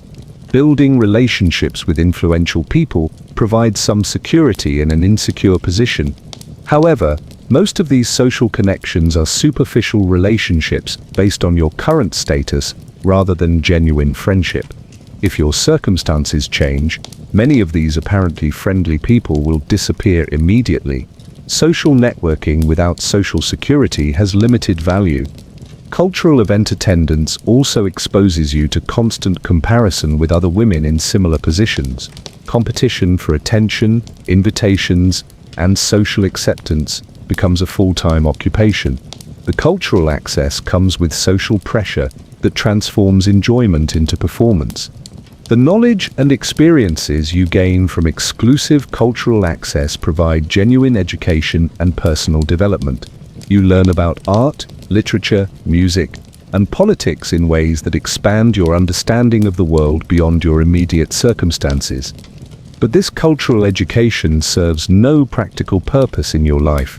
You can't use your knowledge professionally, can't participate in intellectual communities as an equal, and can't apply your insights to independent projects. The education is intellectually satisfying but practically useless. Modern women can attend cultural events, join intellectual communities, and participate in artistic circles based on their own interests and qualifications rather than their relationships with men. They can be artists, critics, patrons, or audience members according to their abilities and preferences. Your Victorian VIP cultural access provides extraordinary experiences and genuine education, but it exists entirely at the pleasure of male approval and can disappear as quickly as it appeared. You're a cultural tourist rather than a cultural participant. Part 10. Exotic pets without judgment. Your pet monkey swings from the crystal chandelier while your lover pours tea. He doesn't even blink. When your reputation is already ruined, apparently anything goes, including having a small primate as a dinner companion. Welcome to the wonderful world of Victorian exotic pet ownership without social consequences. Proper ladies were restricted to acceptable animals like lapdogs and songbirds. You can collect whatever creatures strike your fancy because shocking society is rather the point. Victorian pet ownership had strict social rules about which animals were appropriate for respectable households. Small dogs bred for companionship, caged birds that sang prettily, perhaps a well-behaved cat for practical mouse control. Exotic animals were considered eccentric at best, dangerous at worst. Your menagerie would horrify proper society. The monkey who steals jewelry and hides it in flower vases. The tropical birds who scream profanities they've learned from your more colorful visitors. The snake who enjoys sunbathing on expensive Persian rugs. Your apartment resembles a very upscale zoo. But let's discuss the practical realities of exotic pet ownership in 1840s London. These animals weren't bred for domestic life. They have specific dietary needs, environmental requirements, and behavioral patterns that don't accommodate human convenience. Your monkey might be charming when he's not destroying furniture. The exotic pet trade in Victorian London was booming and completely unregulated. Ships arriving from tropical colonies brought back animals that wealthy eccentrics collected as status symbols. No veterinary expertise, no understanding of animal psychology, no concern for species welfare, just rich people buying living accessories. Your pets provide genuine companionship and entertainment in a lifestyle that's often lonely. The monkey's antics break up long afternoons of solitude. The colorful birds create beautiful sounds that fill silent rooms. The unusual animals give you something to care for beyond your own appearance and comfort. Of course, caring for exotic animals requires expertise you don't possess and can't easily acquire. Victorian animal medicine barely understood domestic pets, let alone tropical species with complex needs. When your monkey gets sick, there's no veterinarian in London who knows how to treat primates. The exotic pets become conversation pieces at social gatherings. Guests are fascinated by your unusual menagerie and impressed by your willingness to live with such unconventional companions. Your animals provide entertainment and demonstrate your independence from social conventions. But exotic animals are unpredictable and sometimes dangerous.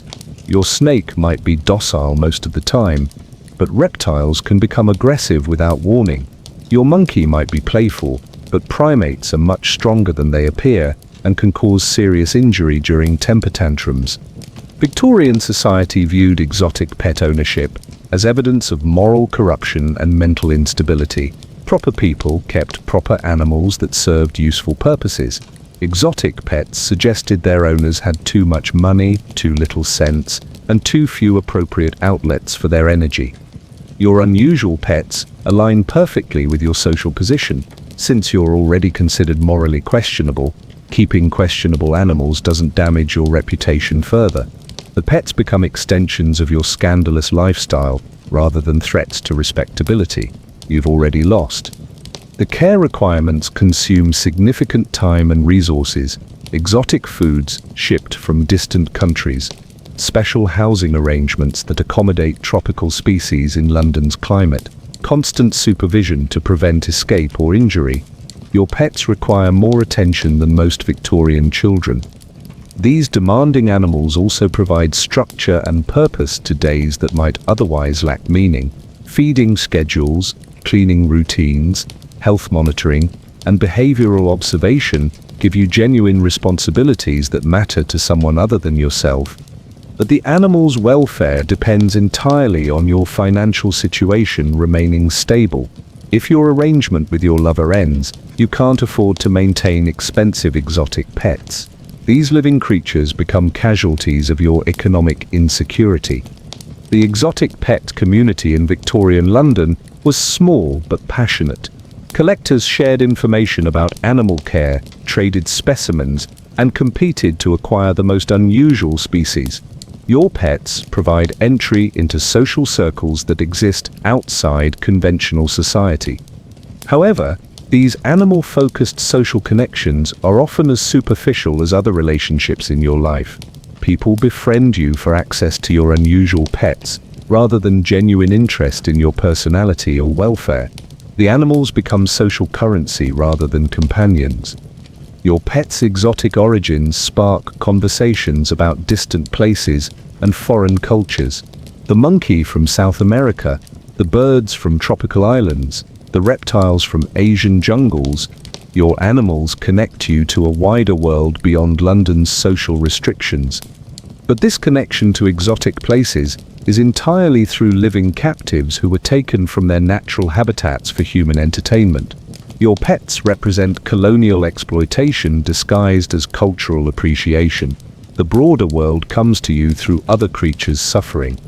Victorian animal training relied on domination and fear rather than understanding animal psychology. Exotic pets were expected to perform tricks, demonstrate obedience, and provide entertainment without regard for their natural behaviors or emotional needs. Your approach to animal care might be more humane than typical Victorian methods, but you still lack understanding of your pet's actual needs. The monkey needs social interaction with other primates. The tropical birds require specific environmental conditions. Your good intentions can't replace proper knowledge. The exotic pets attract unwanted attention from authorities who worry about public safety. Animals that might carry diseases, escape and threaten neighbors, or cause property damage represent genuine concerns for Victorian urban management. Your pets could create legal problems. Local regulations about exotic animal ownership were inconsistent and poorly enforced, but officials could use animal control as an excuse to investigate your lifestyle more thoroughly. Your pets might provide authorities with legitimate reasons to examine your living arrangements. The animals' lifespans often exceed the duration of typical arrangements between gentlemen and their mistresses. Your monkey might live 20 years, but your current lifestyle might last only 2. Long-term pet ownership requires long-term financial security you don't actually possess. Planning for your pet's future care becomes emotionally complicated when your own future is uncertain. You develop genuine affection for animals whose welfare depends on economic arrangements beyond your control. Their dependency mirrors your own vulnerability. Exotic pets require specialized knowledge that Victorian society couldn't provide: proper nutrition, environmental enrichment, medical care, and behavioral management for tropical species living in London's urban environment. You're essentially conducting experiments in animal care with no scientific guidance. Your pet's health problems often go undiagnosed and untreated because no local expertise exists. Animals suffer from inappropriate diet, inadequate housing, and lack of social interaction with their own species. Your good intentions can't compensate for systematic ignorance about their needs. The exotic animals become symbols of your rejection of Victorian respectability, but they also represent the exploitation and suffering that colonial trade systems created.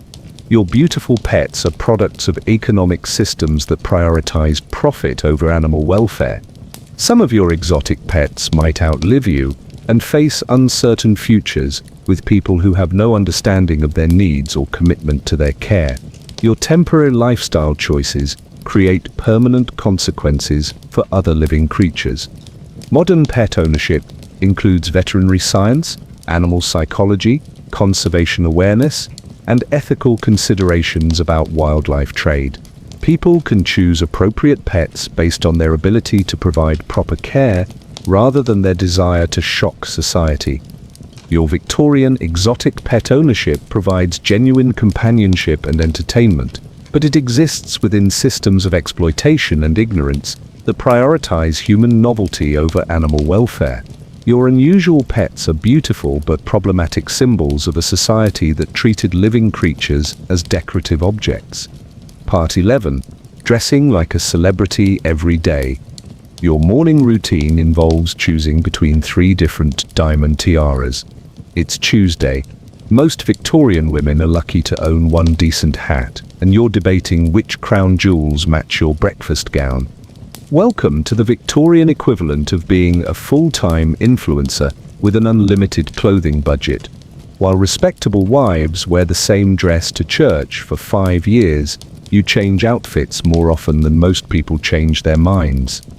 Victorian fashion for proper ladies was about demonstrating respectability through modest, practical clothing that lasted decades. Dark colors to hide dirt, simple designs to avoid attention, quality fabrics that endured repeated wearing. Fashion was investment rather than expression. Your wardrobe is pure artistic expression with no concern for practicality. Silk gowns in colors that show every speck of dust, elaborate designs that require assistants to put on and take off, delicate fabrics that might survive one wearing if you're extremely careful, fashion as performance art. But let's discuss the reality of maintaining such an elaborate wardrobe. Those silk gowns need constant care from skilled seamstresses. The delicate fabrics require specialized cleaning techniques that cost small fortunes. Your clothing maintenance budget exceeds most families' total income. Victorian ladies' maids were essential for managing complex clothing, but even they struggled with your level of fashion excess. Your morning dressing routine requires 2 servants and takes 3 hours. Getting dressed becomes a theatrical production rather than simple preparation for the day.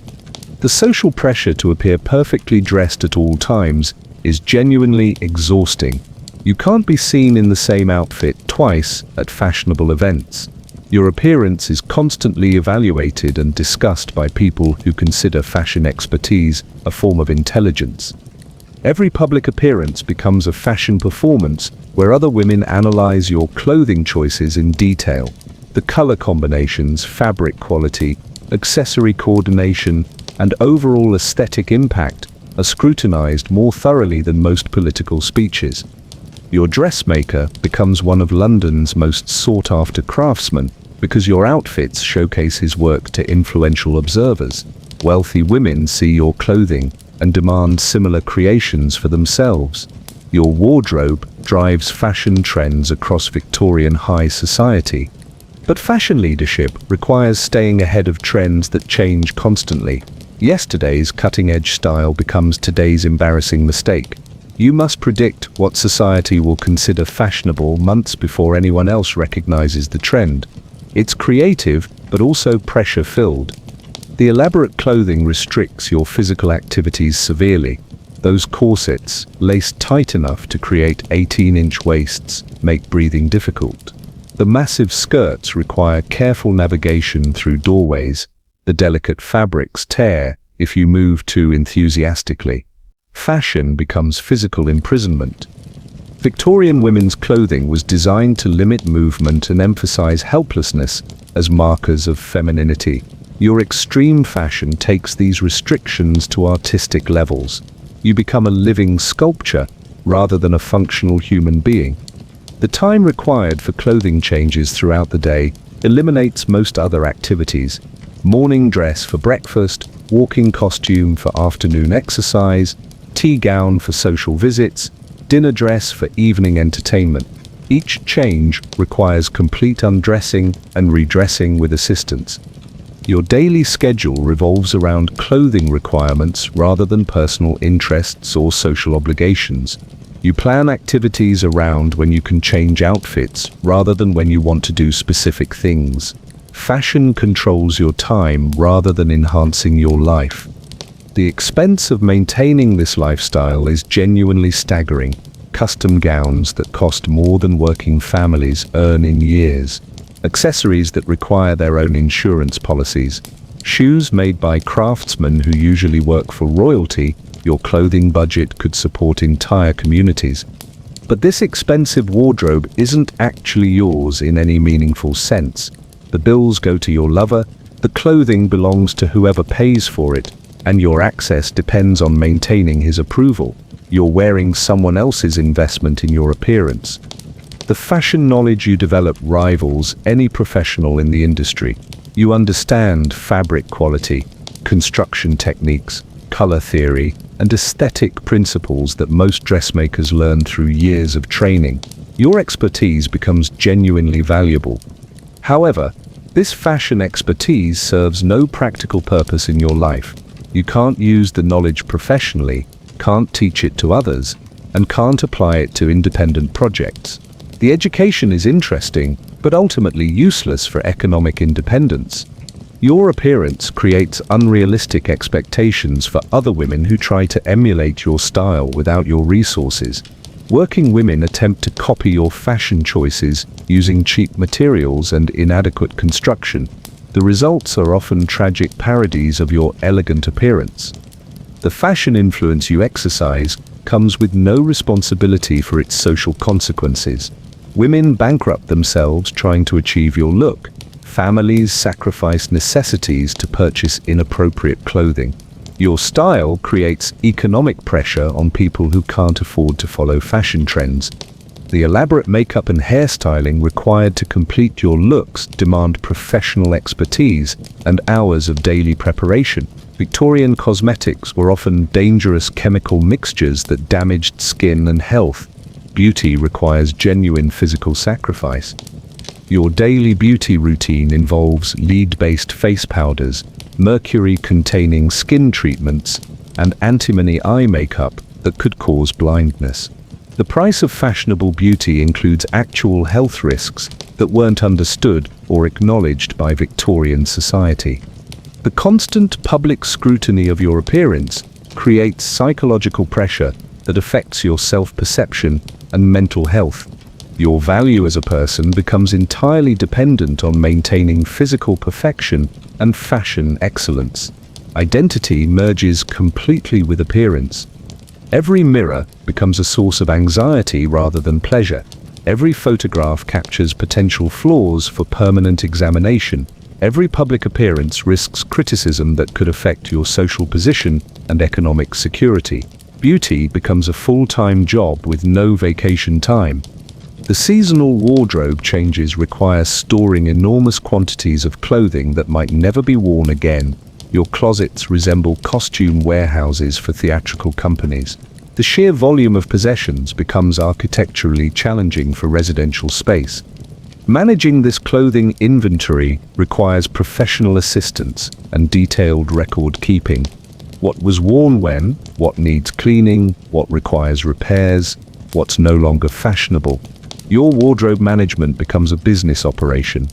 The fashion industry's exploitation of workers becomes visible when you interact directly with seamstresses, milliners, and other craftspeople who create your clothing. These skilled workers earn poverty wages while creating luxury items that cost fortunes. Your beautiful clothes represent other women's suffering. Victorian fashion production relied on exploiting young women who worked in terrible conditions for minimal pay. Your elaborate wardrobe exists because skilled seamstresses sacrificed their health and economic security to create beautiful things they could never afford to own. The environmental impact of such excessive consumption would horrify modern environmentalists. Silk production that requires thousands of silkworms, fabric dyes made from exotic materials shipped across oceans. The ecological cost of extreme fashion was enormous and completely ignored. Your daily fashion choices consume resources that could support entire communities. The silk for one gown could clothe dozens of working families. The embroidery thread for accessories could provide income for village craftspeople for months. Individual excess represents collective deprivation. The physical discomfort of fashionable clothing affects your health in ways that won't become apparent for decades. Tight corsets damage internal organs. Heavy fabrics strain your back and shoulders. Restrictive garments limit circulation and breathing. Fashion literally reshapes your body in harmful ways. Long-term health consequences of extreme fashion include permanent skeletal deformation, organ displacement, breathing difficulties, and circulation problems. Your beautiful appearance comes at the cost of physical function and long-term health. The fashion performance becomes so constant that you lose connection to your natural appearance and personality. You exist only as a carefully constructed aesthetic presentation rather than as an authentic individual. The performance becomes the person. Modern women can express creativity through fashion without sacrificing health, financial independence, or authentic identity. They can choose clothing that enhances rather than restricts their activities and reflects rather than replaces their personalities. Your Victorian celebrity fashion lifestyle provides artistic expression and social influence, but it exists at the cost of physical health, economic independence, and authentic self-expression. You become a beautiful object rather than a complete person. Part 12. Network of Sidechicks. Who totally got you? You meet Margaret for afternoon tea, and she immediately understands why you're wearing long sleeves despite the warm weather. No explanations needed. She's got matching bruises from her gentleman's enthusiastic affections last week. Welcome to Victorian London's most exclusive support group, women who've chosen scandal over security and discovered they need each other more than they ever expected. Your sister wives in social exile understand your life in ways that proper ladies never could. These friendships form through shared circumstances rather than shared interests. You meet other mistresses at discreet gatherings, exclusive shops, and cultural events where conventional society tolerates your presence. Bonds develop quickly when you recognize someone else navigating the same impossible social position. The mutual understanding is genuinely profound. Other women in your situation comprehend the daily anxiety of depending entirely on male approval for survival. They understand the exhaustion of maintaining perfect appearance and behavior. They know the loneliness of living outside conventional social support systems. But let's be honest about these relationships. They're based on shared desperation rather than shared affection. You support each other because nobody else will, not because you particularly enjoy each other's company. Desperation makes strange friendships necessary. Victorian society offered women few opportunities for genuine friendship outside family connections. Proper ladies' relationships were heavily supervised and limited to approved activities. Your friendships develop without social oversight, creating space for authentic conversation and mutual support. These relationships provide practical assistance that proper social networks wouldn't offer. Information about which doctors treat delicate conditions discreetly. Recommendations for lawyers who handle financial arrangements quietly. Advice about managing difficult gentlemen or dangerous situations. Your friend network includes women with various arrangements and survival strategies. Some have multiple lovers for financial security. Others focus on extracting maximum resources from single relationships. A few are planning transitions to more respectable situations through careful social maneuvering. The shared knowledge becomes essential for navigation in your precarious world. Which gentlemen are generous versus controlling? Which social events welcome unconventional women? Which neighborhoods offer safety versus scrutiny? This information exchange could mean the difference between survival and disaster. But the same women who provide crucial support also represent your primary competition for limited resources. The pool of wealthy gentlemen willing to support mistresses is small. Every woman in your network is potentially competing for the same opportunities. The friendship dynamics are complicated by constant awareness that today's ally could become tomorrow's rival. If your current arrangement ends, you might find yourself competing with close friends for replacement relationships. Loyalty has practical limitations when survival is at stake. These relationships often involve lending and borrowing money, clothing, and assistance during emergencies. When someone's gentleman friend travels or ends the relationship, others provide temporary support. The mutual aid system helps everyone survive unpredictable circumstances. However, the financial assistance creates complicated obligations and resentments. Money borrowed during desperate times becomes leverage in future disagreements. Generosity during others' crises creates expectations for reciprocal support during your own difficulties. Your friend network provides emotional support during the psychological challenges of your lifestyle. Someone to discuss the anxiety of aging in a youth-obsessed economy. People who understand the depression that comes from complete financial dependence. Companions who share the isolation of social exile. But emotional support from equally desperate people has limitations. When everyone in your social circle faces the same problems, nobody has solutions. The mutual commiseration sometimes reinforces hopelessness rather than providing genuine help or alternative perspectives. The shared social activities create temporary escapes from the loneliness and anxiety of your individual situations. Group outings to cultural events, shared meals at discreet restaurants, traveling together to seaside resorts. These activities provide genuine pleasure and social connection. These group activities also highlight the artificial nature of your friendships. You socialize in expensive locations because someone else pays your bills.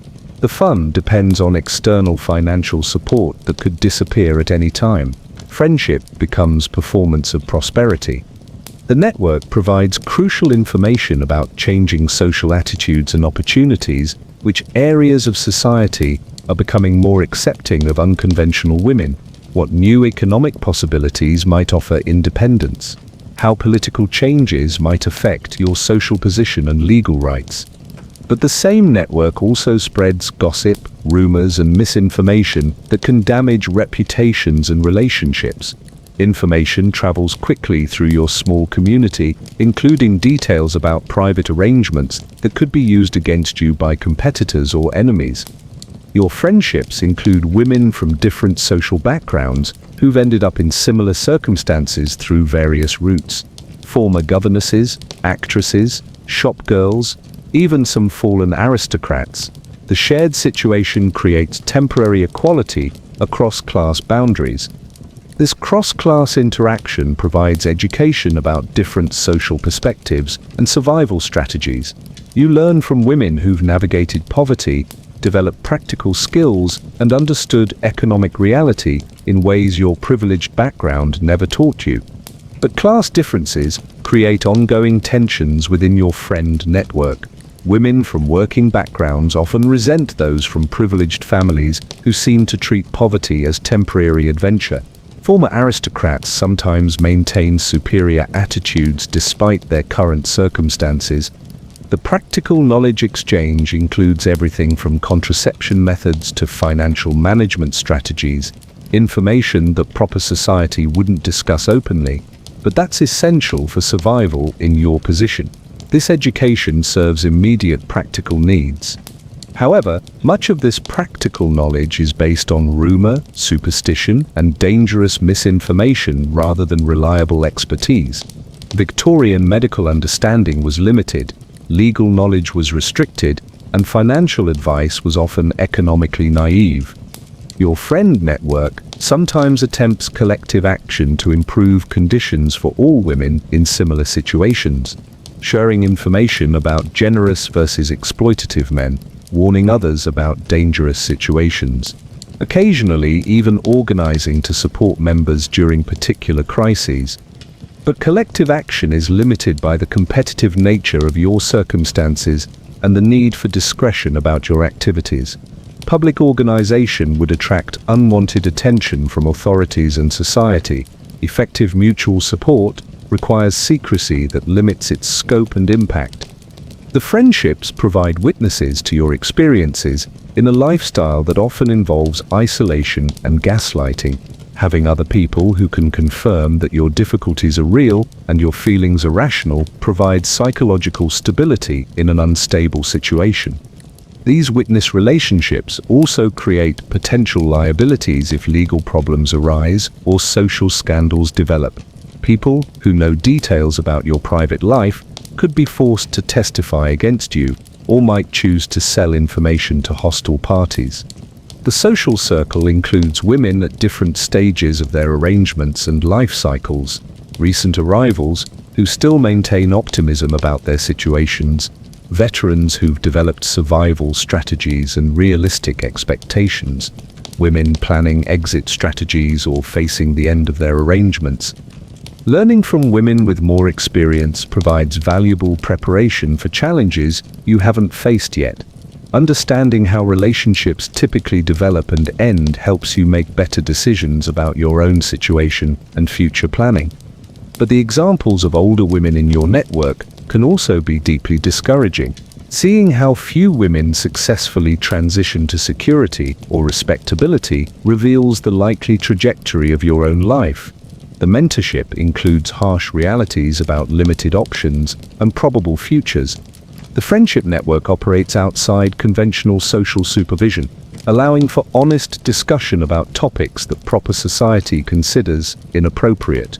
Sexuality, financial strategies, domestic violence, reproductive choices, and survival techniques that respectable women couldn't discuss openly. This honest communication provides psychological relief from the constant performance of propriety and happiness required in other social interactions. Having people with whom you can be authentic about your difficulties and fears reduces the isolation and pretense of your daily life. However, the lack of social oversight also means these relationships lack external stability and protection. Friendships based purely on mutual benefit, without family connections or social enforcement, can end abruptly when circumstances change or conflicts develop. Modern women can form support networks through shared interests, professional connections, and chosen affinities rather than shared desperation. They can receive practical assistance and emotional support from people who aren't competing for the same limited resources. Your Victorian sisterhood provides essential mutual support and understanding, but it exists within a framework of competition and insecurity that limits the depth and reliability of the connections. You help each other survive rather than thrive. Part 13. Travel in style, all expenses paid. Your lover announces you're leaving for Brighton tomorrow. First-class railway carriage, seaside hotel suite, and a wardrobe budget that could buy a small house. Meanwhile, most Victorians consider a day trip to the next county an exotic adventure. Welcome to the Victorian equivalent of being a travel influencer with unlimited expenses and zero travel planning responsibilities. While respectable wives need permission and chaperones to visit their mothers, you're touring Europe like minor royalty. Victorian travel for proper ladies involved elaborate social arrangements and constant supervision, family approval, appropriate companions, respectable accommodations, and careful attention to moral propriety. Every journey required weeks of planning and multiple levels of permission from male relatives. Your travel arrangements appear magically without your involvement. Private railway compartments booked, hotel suites reserved, restaurants recommended, cultural sites selected. You wake up and discover your bags are packed and transportation is waiting. Travel becomes pure pleasure without practical responsibility. But let's discuss what this convenient travel arrangement actually represents. You're not a tourist. You're portable entertainment for someone who controls every aspect of your journey. The destinations, duration, activities, and companions are chosen for his pleasure rather than your interests. The seaside resorts cater to wealthy gentlemen entertaining their mistresses during breaks from family obligations. These establishments understand the arrangements and provide appropriate discretion. Your presence is expected and accommodated, but you're clearly identified as temporary company rather than permanent partner. Your travel wardrobe includes clothing specifically designed for different climates and social situations. Light fabrics for seaside holidays, walking costumes for countryside excursions, evening gowns for hotel dining rooms, practical outfits for cultural sightseeing. The fashion requirements alone could fund most families' entire annual budgets. Of course, all this beautiful clothing must be packed, transported, maintained and stored by servants who understand your lover's travel preferences rather than your personal needs. You travel with an extensive household staff whose loyalty belongs to whoever pays their wages. Victorian travel infrastructure was developing rapidly, but comfort depended entirely on financial resources. First-class railway carriages with private compartments, luxury hotel suites with modern amenities, private transportation for local sightseeing. Money could purchase remarkable comfort for those who could afford it. Your travel experiences include the finest accommodations available to Victorian society, hotels with hot running water, gaslight, modern furniture, and professional service that anticipates your every need. You experience travel luxury that most people couldn't imagine. But luxury travel also means complete dependence on other people's arrangements and financial resources. You can't change destinations if you're bored, extend stays if you're enjoying yourself, or modify activities if they don't interest you. The comfort comes with complete loss of autonomy. The cultural education you receive through travel is genuinely valuable. Visiting historical sites, viewing art collections, experiencing different regional cultures, meeting people from various social backgrounds. Your geographic knowledge expands far beyond what most Victorian women ever access. However, your cultural education is filtered through male perspectives and preferences. You see what your lover considers interesting or important rather than developing your own aesthetic judgment. The education is passive consumption rather than active exploration of personal interests. Continental travel exposes you to different social attitudes about relationships between men and women. European societies often have more relaxed views about extramarital arrangements. Your relationship faces less scrutiny abroad than in England's rigid social environment. These international experiences provide perspective on how arbitrary and culturally specific Victorian moral standards actually are. Observing different societies' approaches to gender, sexuality, and social relationships reveals that English propriety isn't universal truth, but local custom. But international travel also exposes you to different forms of social vulnerability. Foreign legal systems offer no protection if problems arise. Language barriers limit your ability to seek assistance independently. Cultural unfamiliarity makes you more dependent on your companion's knowledge and protection. The travel experiences often include meeting other wealthy gentlemen and their female companions. These international networks of similar arrangements provide social connections and practical information about travel routes, accommodations, and cultural opportunities. Your expanding social circle includes women from different countries who've made similar life choices. These relationships provide broader perspective on your situation and alternative strategies for managing arrangements with wealthy men. International friendship networks develop through shared travel experiences. But these international connections also reveal how common and systematic your situation actually is. Rather than being unique or special, you're part of a well-established international network of women who travel as accessories to wealthy men. The realization can be either comforting or devastating. The travel documentation and arrangements reveal your actual legal status. Clearly, you travel on documents that identify you as companion rather than wife. Hotel registrations list you separately from your lover. Legal protections and social recognition differ significantly from those available to married women. Foreign travel exposes you to customs officials, hotel managers, and service providers who understand exactly what your relationship represents. The discretion that protects you in London becomes impossible to maintain when dealing with strangers in foreign countries. The seasonal travel schedule follows patterns of wealthy Victorian leisure rather than your personal preferences: summer seaside holidays, autumn countryside house parties, winter continental tours, spring cultural expeditions. Your year is organized around male recreational traditions. These seasonal movements provide variety and entertainment, but also highlight your complete lack of permanent home or stable social connections. You're always traveling to someone else's chosen destination rather than returning to your own established community. The travel expenses are genuinely staggering. Transportation, accommodation, meals, entertainment, shopping, servants, and incidental costs that could support entire families for years.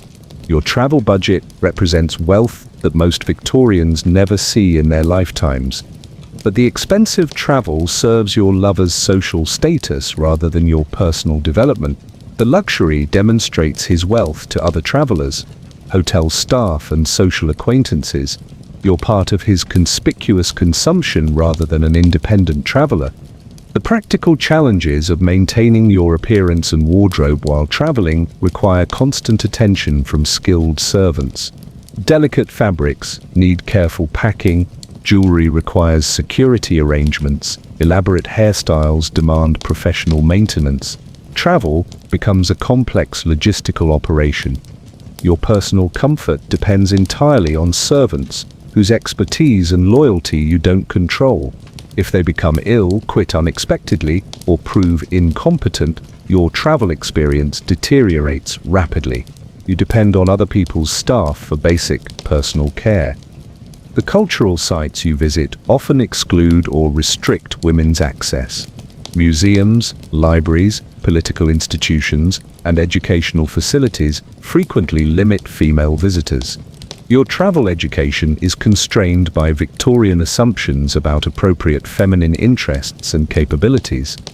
Even when cultural sites welcome female visitors, your companion's interests and schedule determine what you actually see. If he's bored by art galleries or historical sites, you don't visit them regardless of your personal interests. Cultural education happens at male discretion. The travel experiences include exposure to different economic systems and social structures that reveal alternatives to Victorian English society. Observing how other cultures organize relationships, economics, and social hierarchies provides perspective on your own situation. However, this broader perspective often highlights how limited your options are, even in supposedly more liberal societies. Different cultures may have different customs, but women's economic dependence and social vulnerability appear universal across the societies you visit. The return journeys to London always involve anxiety about resuming your regular arrangement after the temporary freedom of travel. Holiday relationships often change travelers' perspectives and expectations, creating tension when normal routines resume. Travel experiences can make your regular London lifestyle seem constraining and artificial after experiencing different environments and social situations. The contrast between travel freedom and domestic limitations becomes more apparent and sometimes unbearable. Modern women can travel independently, choose their own destinations, control their itineraries, and pay their own expenses through their own earnings. They can explore personal interests, develop cultural knowledge, and build international connections based on their individual preferences. Your Victorian luxury travel provides extraordinary experiences and cultural education, but it exists entirely at someone else's discretion and serves someone else's purposes rather than your own development or interests. Part 14. No pressure to pop out heirs. Your lover mentions that his wife is expecting their fourth child this year. You sip your tea and feel genuinely sympathetic for her rather than jealous. Pregnancy number 4 sounds absolutely dreadful, and you're rather pleased to avoid the whole business. Welcome to the unexpected reproductive freedom of being a Victorian mistress. While wives spend their entire fertile years either pregnant, nursing, or recovering from childbirth, you can actually choose whether or not to experience motherhood. Victorian wives faced enormous social pressure to produce children immediately and continuously throughout their marriages. Family lines, inheritance patterns, and social respectability all depended on wives' reproductive success. Failure to produce children, especially male children, could end marriages and destroy social standing. Your reproductive choices are genuinely your own, which was revolutionary for Victorian women. You can prevent pregnancy using whatever methods available, delay childbearing until circumstances improve, or avoid motherhood entirely without social consequences beyond those you've already accepted. But let's discuss the reality of reproductive control in the 1840s. Contraception was primitive, unreliable, and often dangerous. Most methods were based on folk wisdom, superstition, or medical theories that were completely incorrect. Preventing pregnancy required constant vigilance and considerable luck. Victorian contraception included douching with various chemical solutions that often caused more problems than they prevented. Primitive barrier methods made from animal membranes that were expensive and unreliable. Herbal preparations that might or might not work and could be toxic in effective doses. The most reliable pregnancy prevention was avoiding intercourse entirely, which rather defeated the purpose of your arrangement. Timing methods based on Victorian understanding of female fertility cycles were spectacularly inaccurate because medical science hadn't yet figured out how reproduction actually worked. Your lover probably prefers that you avoid pregnancy because children would complicate your relationship and create financial obligations he doesn't want. His interest in your reproductive choices aligns with your own preferences, creating temporary cooperation around contraception. But if contraception fails and pregnancy occurs, you face choices that wives don't have. Terminating pregnancies was illegal, but widely practiced through dangerous methods that often resulted in serious injury or death. Victorian abortion techniques were primitive and extremely hazardous. The medical practitioners who performed illegal abortions operated outside professional oversight and legal protection. These procedures took place in unsanitary conditions, using crude instruments by people who might have minimal medical training. Survival was never guaranteed. If you choose to continue a pregnancy, your social position becomes even more precarious. Unmarried mothers faced complete social ostracism and economic destitution. Your lover might provide financial support, but he could also abandon you entirely to avoid scandal. Victorian society provided no support systems for unmarried mothers or their children. Workhouses offered basic survival, but under conditions so terrible that many women preferred death. Private charity was limited and usually required religious conversion and moral rehabilitation. Children born outside marriage faced lifelong discrimination and limited opportunities regardless of their father's wealth or social position. They couldn't inherit property, attend respectable schools, or enter professions that required social standing. Your reproductive choices affect not just your life, but your children's entire futures. Some mistresses successfully negotiated ongoing financial support for children, but these arrangements depended entirely on fathers' continued goodwill. Legal systems provided no enforcement mechanisms for informal agreements. Support could end at any time for any reason. The absence of children means missing experiences that provided Victorian women with their primary source of identity and social value. Motherhood was considered women's natural destiny and greatest achievement. Choosing childlessness meant rejecting the role that society considered most important for your gender. But avoiding motherhood also means avoiding the physical dangers that made childbirth the leading cause of death for Victorian women. Maternal mortality rates were horrifically high due to poor medical understanding, unsanitary conditions, and lack of effective intervention for complications. Victorian medical practice around childbirth was often more dangerous than helpful. Physicians' interventions frequently introduced infections or caused injuries that natural birth would have avoided. Many women died from medical treatment rather than childbirth complications. The physical recovery from Victorian childbirth could take months or years. Women suffered permanent injuries, chronic pain, and disability from birth trauma that medical science couldn't repair.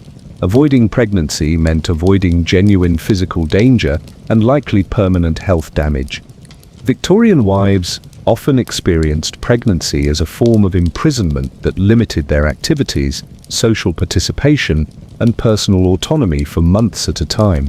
Pregnant women were expected to remain secluded from public view during later stages, effectively disappearing from social life. Your freedom from pregnancy pressure means maintaining your physical appearance, social activities, and personal interests without interruption. You can travel, attend cultural events, and participate in social life without the restrictions that pregnancy imposed on Victorian women. But the absence of children also means missing the emotional satisfaction and personal meaning that motherhood provided to most Victorian women. Despite the dangers and difficulties, many women found genuine fulfillment in raising children and contributing to family continuity. The economic aspects of avoiding childbearing are significant. Children required enormous financial resources for food, clothing, education, and medical care.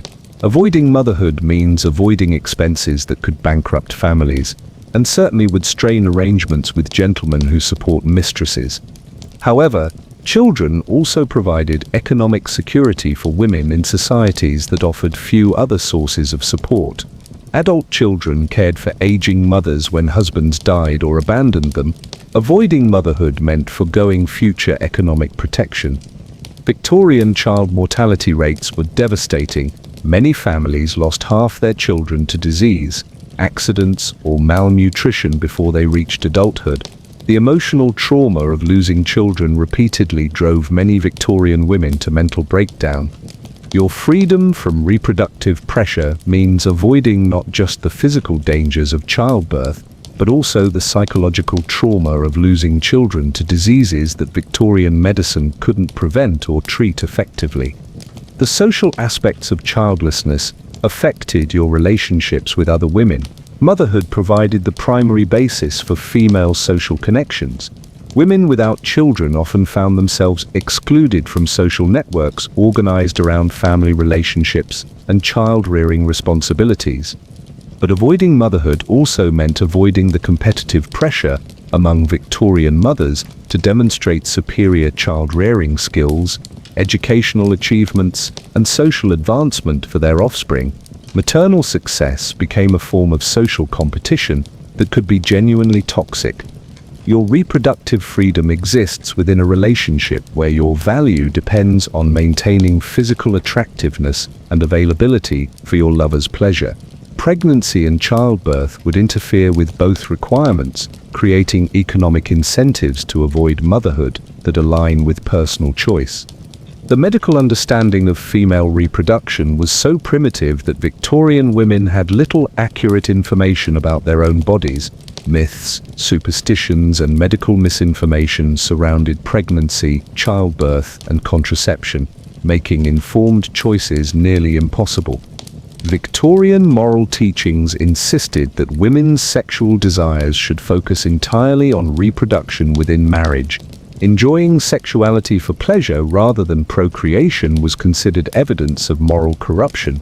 Your situation allows sexual pleasure without reproductive consequences or guilt. But sexual relationships without reproductive potential were also considered meaningless and spiritually empty by Victorian moral standards. Society believed that procreation gave sexual relationships their moral justification and social value.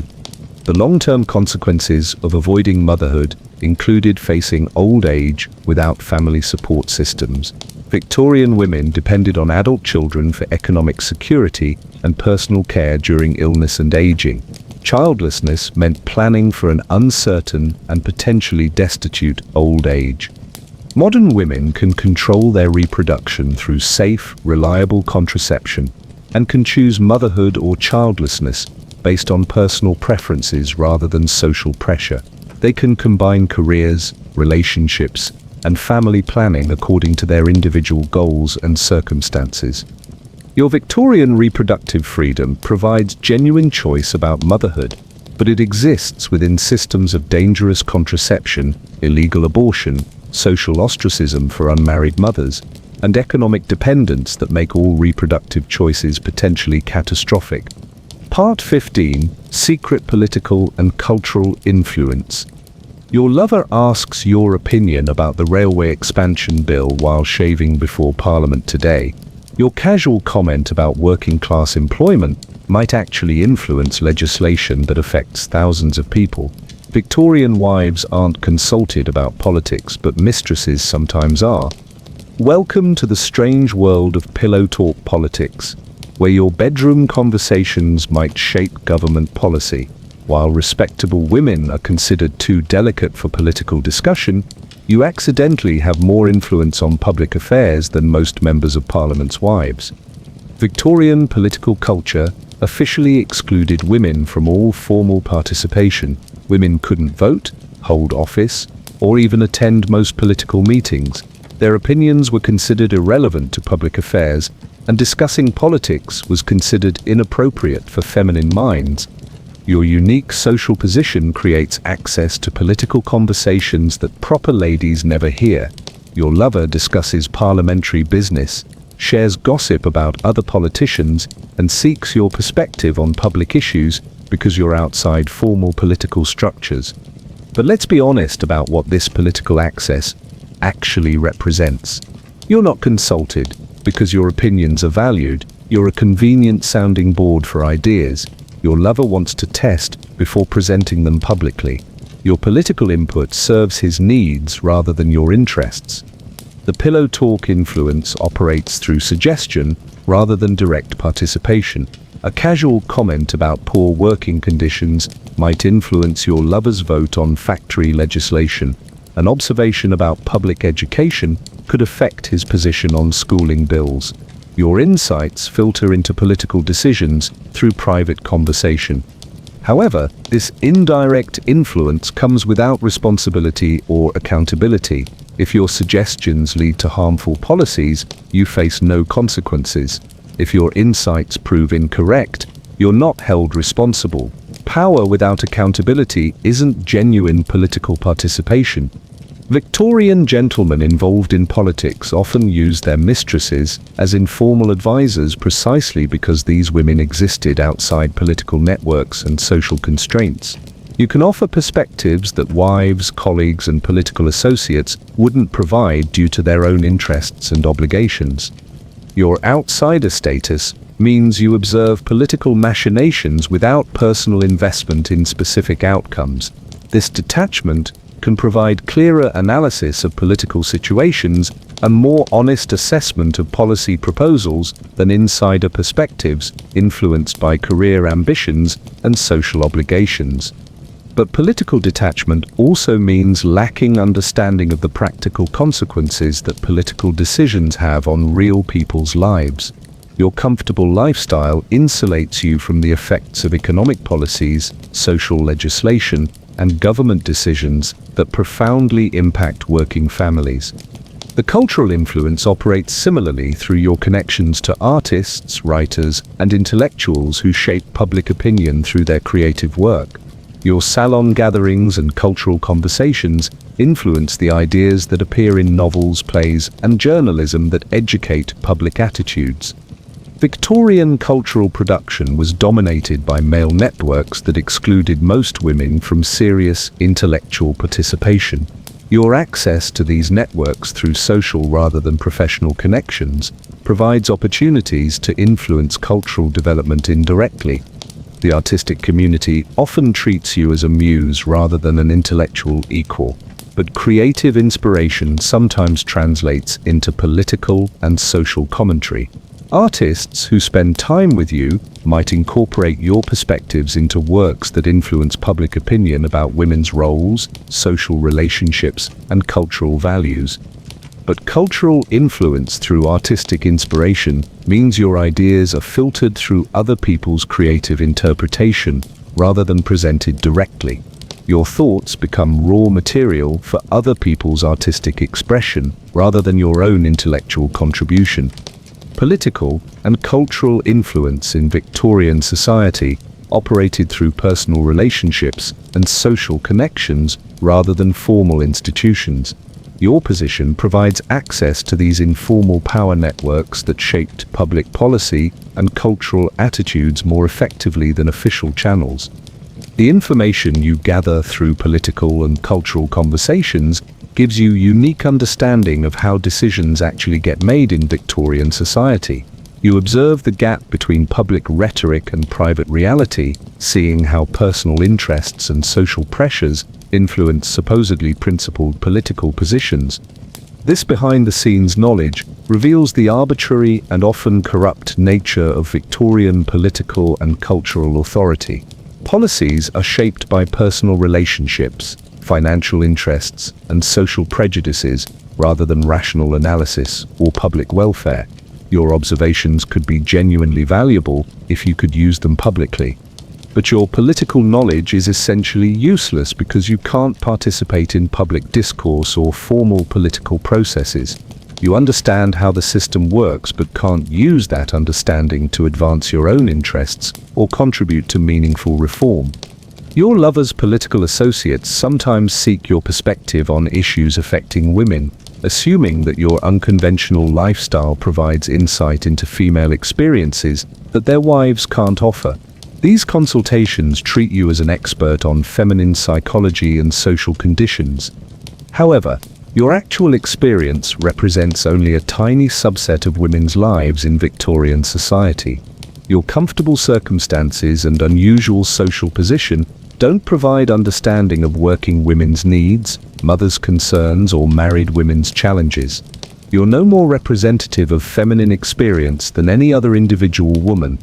The political discussions you overhear often involve decisions about laws and policies that directly affect women like you.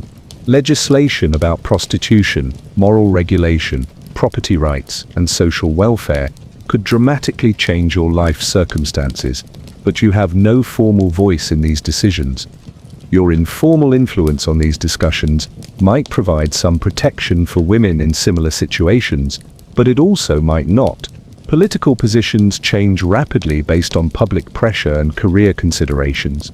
Today's sympathetic politician could become tomorrow's moral crusader seeking to eliminate your lifestyle entirely. The cultural influence you exercise through artistic connections sometimes translates into more sympathetic representation of unconventional women in literature and art. Writers who know you personally might create more complex, realistic portrayals of mistresses, courtesans, and other socially marginal women. These improved cultural representations could gradually change public attitudes about women who live outside conventional social arrangements. Better art and literature might reduce stigma and increase understanding of the economic and social pressures that lead women to unconventional choices. But cultural change happens slowly, and artistic representation doesn't necessarily translate into political reform or social acceptance. Beautiful portrayals of scandalous women might actually romanticize your situation without addressing the practical problems you face. The political intelligence you acquire through private conversations includes advanced knowledge of policy changes that could affect your financial security, legal status, and social position. This information could help you prepare for changing circumstances or seek protection from hostile legislation. However, using political intelligence for personal advantage could expose your sources and damage relationships with people whose support you need. The information is valuable but dangerous to act upon in ways that reveal your access to confidential political discussions.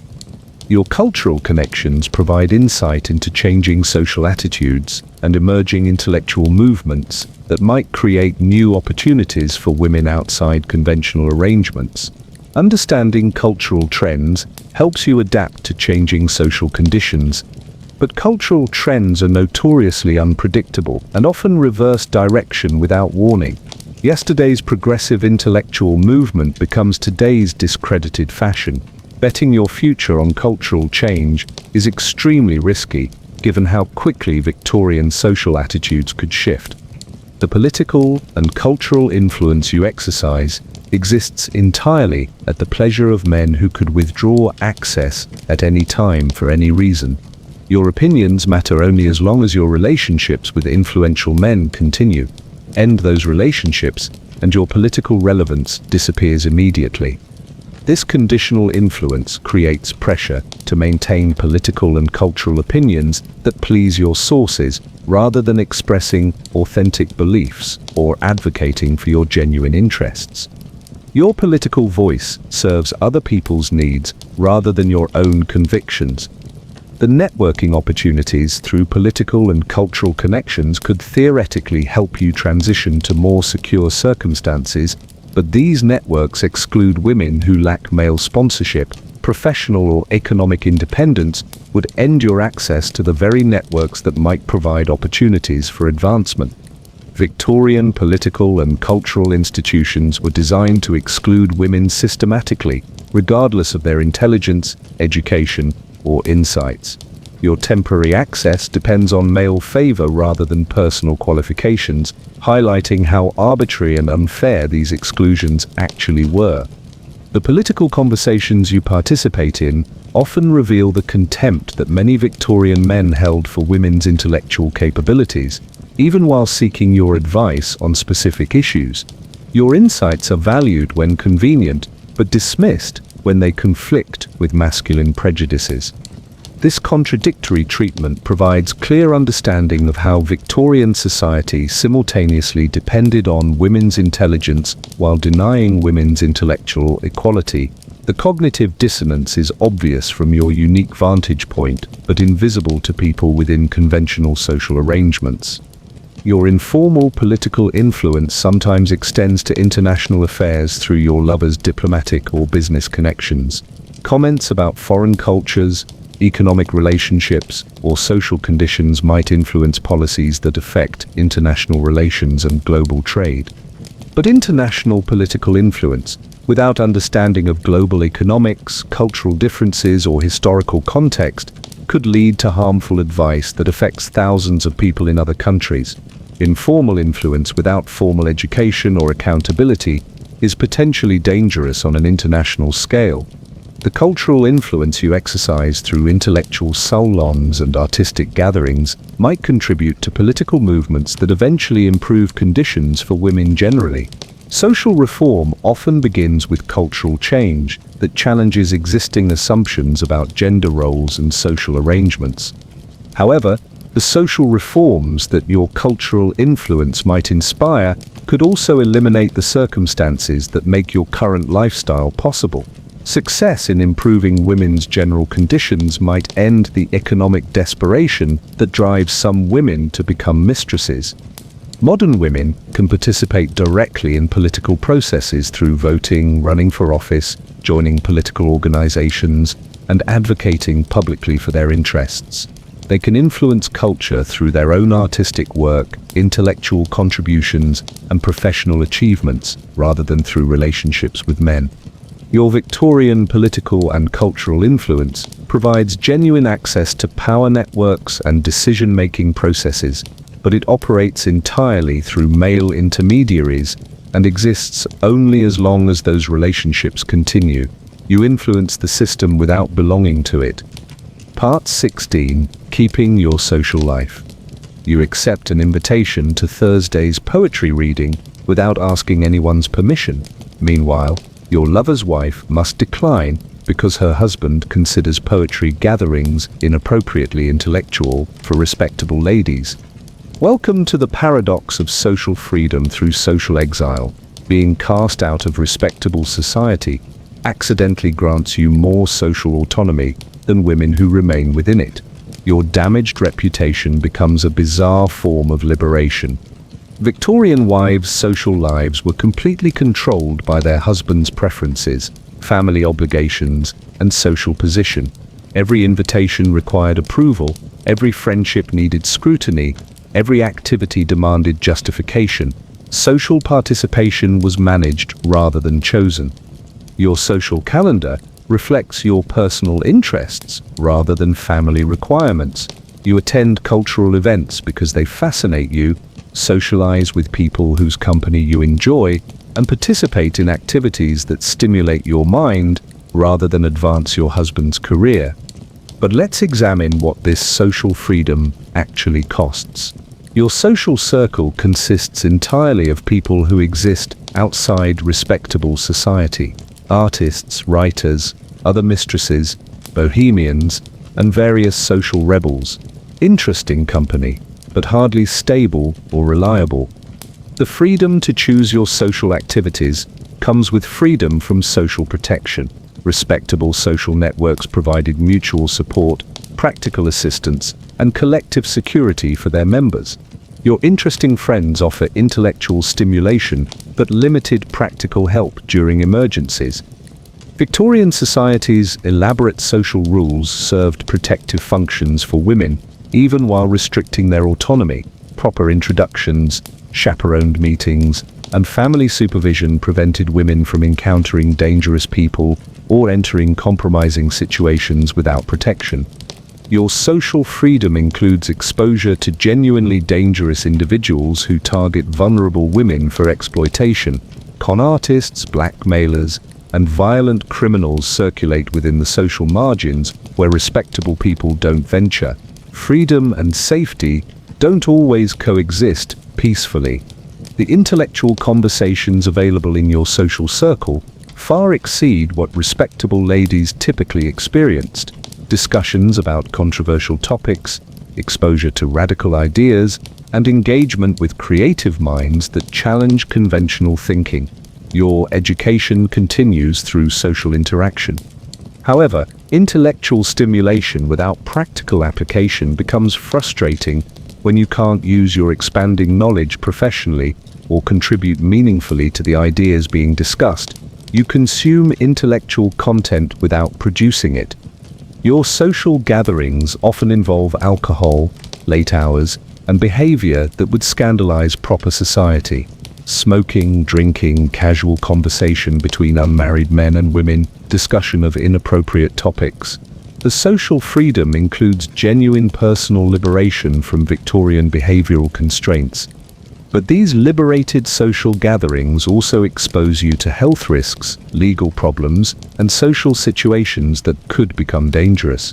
Victorian social restrictions, however annoying, protected women from various forms of harm that freedom doesn't prevent. The artistic and literary communities welcome your participation in ways that conventional society never would. Your opinions about books, art, and music are solicited and valued. Your presence at cultural events is appreciated rather than merely tolerated. This cultural acceptance provides psychological satisfaction and intellectual validation that many Victorian women never experienced. Being treated as an intelligent individual rather than a decorative appendage improves your self-perception and mental health significantly. But artistic communities are notoriously unstable and financially precarious. Your culturally sophisticated friends might disappear suddenly when they can't pay rent, move to different cities seeking opportunities, or suffer mental breakdowns from creative pressure and social marginalization.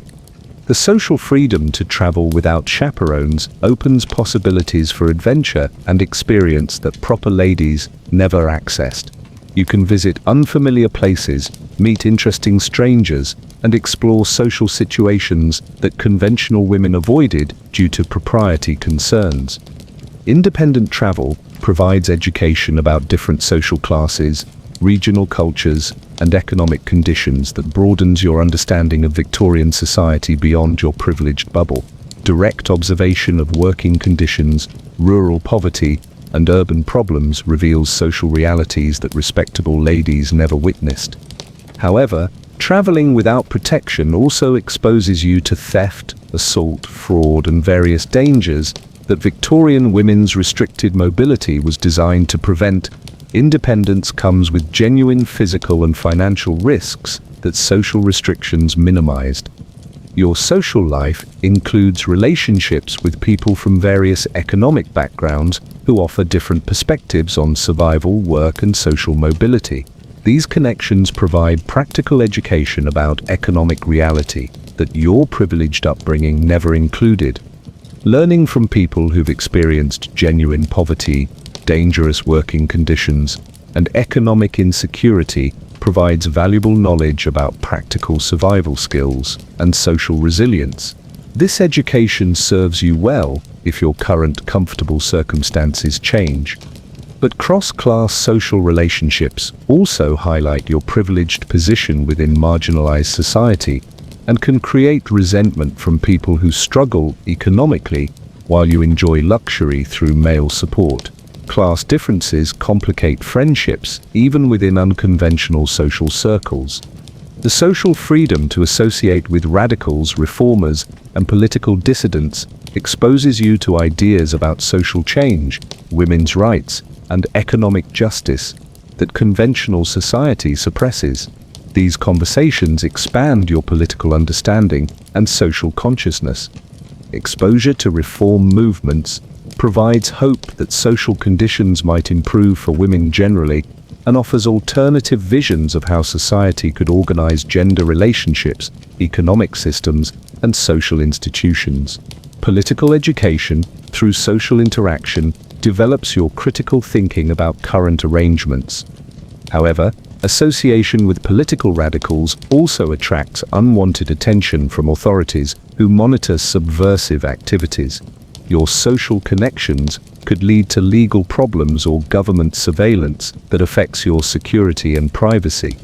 The theatrical and entertainment communities provide social opportunities that combine intellectual stimulation with genuine fun. Attending private performances, participating in artistic discussions, and socializing with creative professionals offers entertainment that's both sophisticated and enjoyable. These entertainment connections sometimes lead to opportunities for personal creative expression through amateur theatrical performances, literary contributions, or artistic collaboration. Your social life includes possibilities for personal artistic development that proper ladies rarely accessed. But entertainment communities often involve exploitation of vulnerable performers, dangerous working conditions, and economic instability that affects everyone associated with them. The glamour often conceals serious problems with working conditions and financial security. Your social freedom includes the liberty to form intimate friendships with other women without family supervision or social oversight. These relationships can develop naturally based on mutual affection and shared interests rather than family connections or social obligations. Female friendships outside conventional social supervision allow for honest discussion about personal experiences, genuine emotional support, and authentic relationship development that proper ladies' carefully managed friendships rarely achieved. But unmanaged female friendships also lack the stability and longevity that family-connected relationships provided. Without institutional support, these friendships depend entirely on personal commitment and can end abruptly when circumstances change or conflicts develop. The international social connections available through your unconventional lifestyle expose you to different cultural approaches to gender relationships, social organization, and personal freedom. Meeting people from various countries provides global perspective on local social restrictions. These international connections reveal that Victorian English social arrangements aren't universal truths but cultural choices that other societies organize differently. This broader perspective reduces the psychological power of local social disapproval and moral condemnation.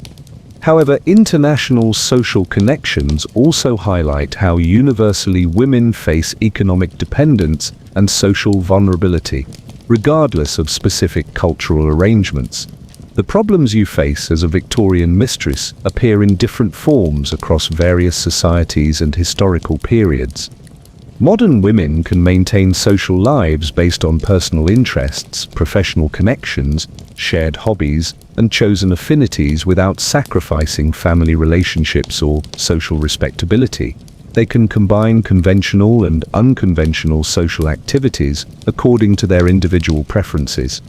Your Victorian social freedom provides genuine autonomy and intellectual stimulation, but it exists only within marginalized communities that offer limited practical support and social security. You choose your social activities, but lose social protection. Part 17. Breaking Victorian Etiquette Rules. You put your elbows on the dining table, interrupt men during conversation, and laugh loudly at inappropriate jokes. The freedom is absolutely intoxicating after years of Victorian feminine deportment training. Welcome to the delicious world of social rule breaking without consequences. When your reputation is already ruined, there's remarkable liberation in abandoning the exhausting performance of perfect propriety that defined respectable Victorian womanhood. Victorian etiquette rules for ladies were incredibly elaborate and psychologically suffocating. Proper posture at all times, careful modulation of voice and laughter, precise movements that never suggested haste or strong emotion. Women performed respectability through constant physical and social self-monitoring. Your freedom from these restrictions feels like psychological liberation. You can express genuine emotions, move naturally, and behave authentically without constant calculation about social appearances. The mental energy previously devoted to etiquette performance becomes available for more interesting activities. But let's examine what breaking etiquette rules actually accomplishes. These social conventions, however arbitrary, served communication functions that their absence sometimes disrupts. Etiquette provided predictable frameworks for social interaction that made navigation easier for everyone involved. The elaborate Victorian calling card system, visiting schedules, and formal introduction procedures created structured ways for people to connect socially while maintaining appropriate boundaries. Your freedom from these systems means more spontaneous social interactions, but also more potential for misunderstandings and social conflicts. Victorian table manners were ridiculously complex, but served practical purposes in shared dining situations. Proper utensil usage, eating pace, and conversation timing helped coordinate group meals efficiently. Your etiquette freedom sometimes creates practical difficulties during formal dining situations. However, the psychological relief from constant behavioral monitoring significantly improves your mental health and social confidence. Being able to express genuine reactions, laugh authentically, and move naturally reduces stress and increases personal satisfaction with social interactions. The dress code violations provide both comfort and statement-making opportunities. Wearing bright colors instead of demure pastels, choosing practical clothing over fashionable restriction, displaying jewelry during inappropriate hours. Your clothing choices communicate rejection of social expectations. Victorian dress codes for respectable women prioritized moral signaling over comfort, practicality, or individual preference. Your freedom to choose clothing based on personal taste and physical comfort rather than social messaging dramatically improves your daily physical experience.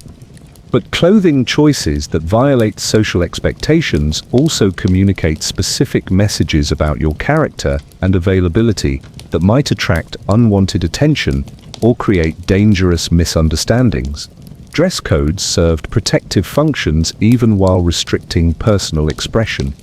The conversational freedom to discuss inappropriate topics, express controversial opinions, and engage in intellectual debates that proper ladies avoided provides genuine cognitive stimulation and social satisfaction. Your mind can engage fully rather than performing intellectual limitation. Victorian conversation rules for ladies restricted not just topics but also the manner of expression.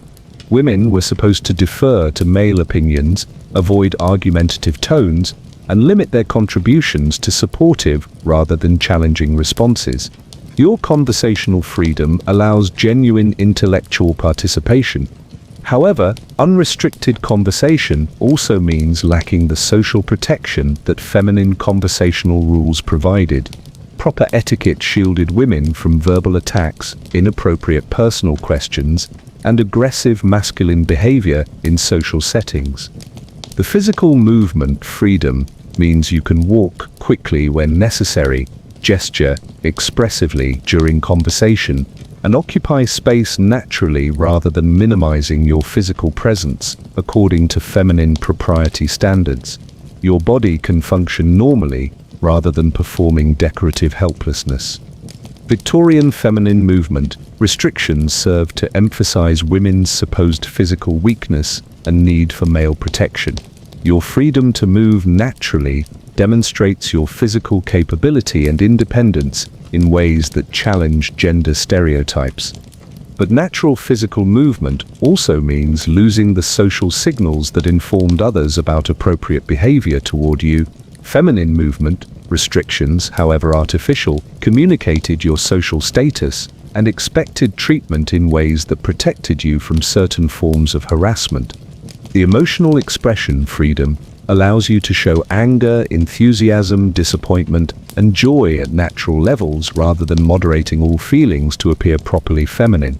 Authentic emotional expression improves psychological health and relationship authenticity. Victorian emotional restrictions for women were designed to make them appear harmless and controllable rather than allowing genuine human emotional range. Your freedom to express authentic feelings provides psychological relief and more honest social relationships. However, unrestricted emotional expression can also create social problems and personal vulnerabilities that emotional control was designed to prevent. Strategic emotional management sometimes provides better outcomes than authentic expression in difficult social situations. The linguistic freedom to use stronger language, employ direct rather than euphemistic expressions, and speak precisely rather than vaguely allows for clearer communication and more effective advocacy for your own interests. Victorian feminine speech patterns emphasize deference, indirectness, and emotional rather than logical expression. Your freedom to speak directly and precisely improves your ability to communicate needs, negotiate agreements, and participate effectively in intellectual discussions. But direct communication also means losing the social protection that indirect feminine speech provided. Proper ladies' linguistic patterns signaled their social status and moral character in ways that commanded specific types of respectful treatment.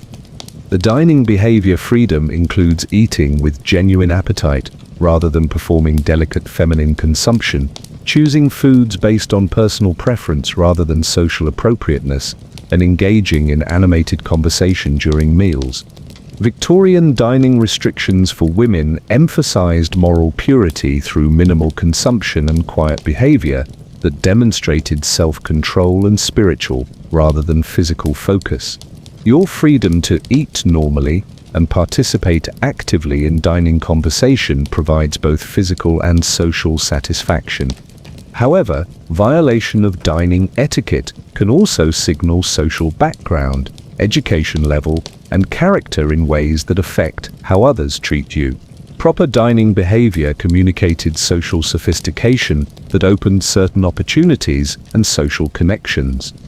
The social timing freedom means you can arrive at events when convenient rather than precisely on time, leave gatherings when you choose rather than when socially appropriate, and organize your schedule around personal preferences rather than social obligations.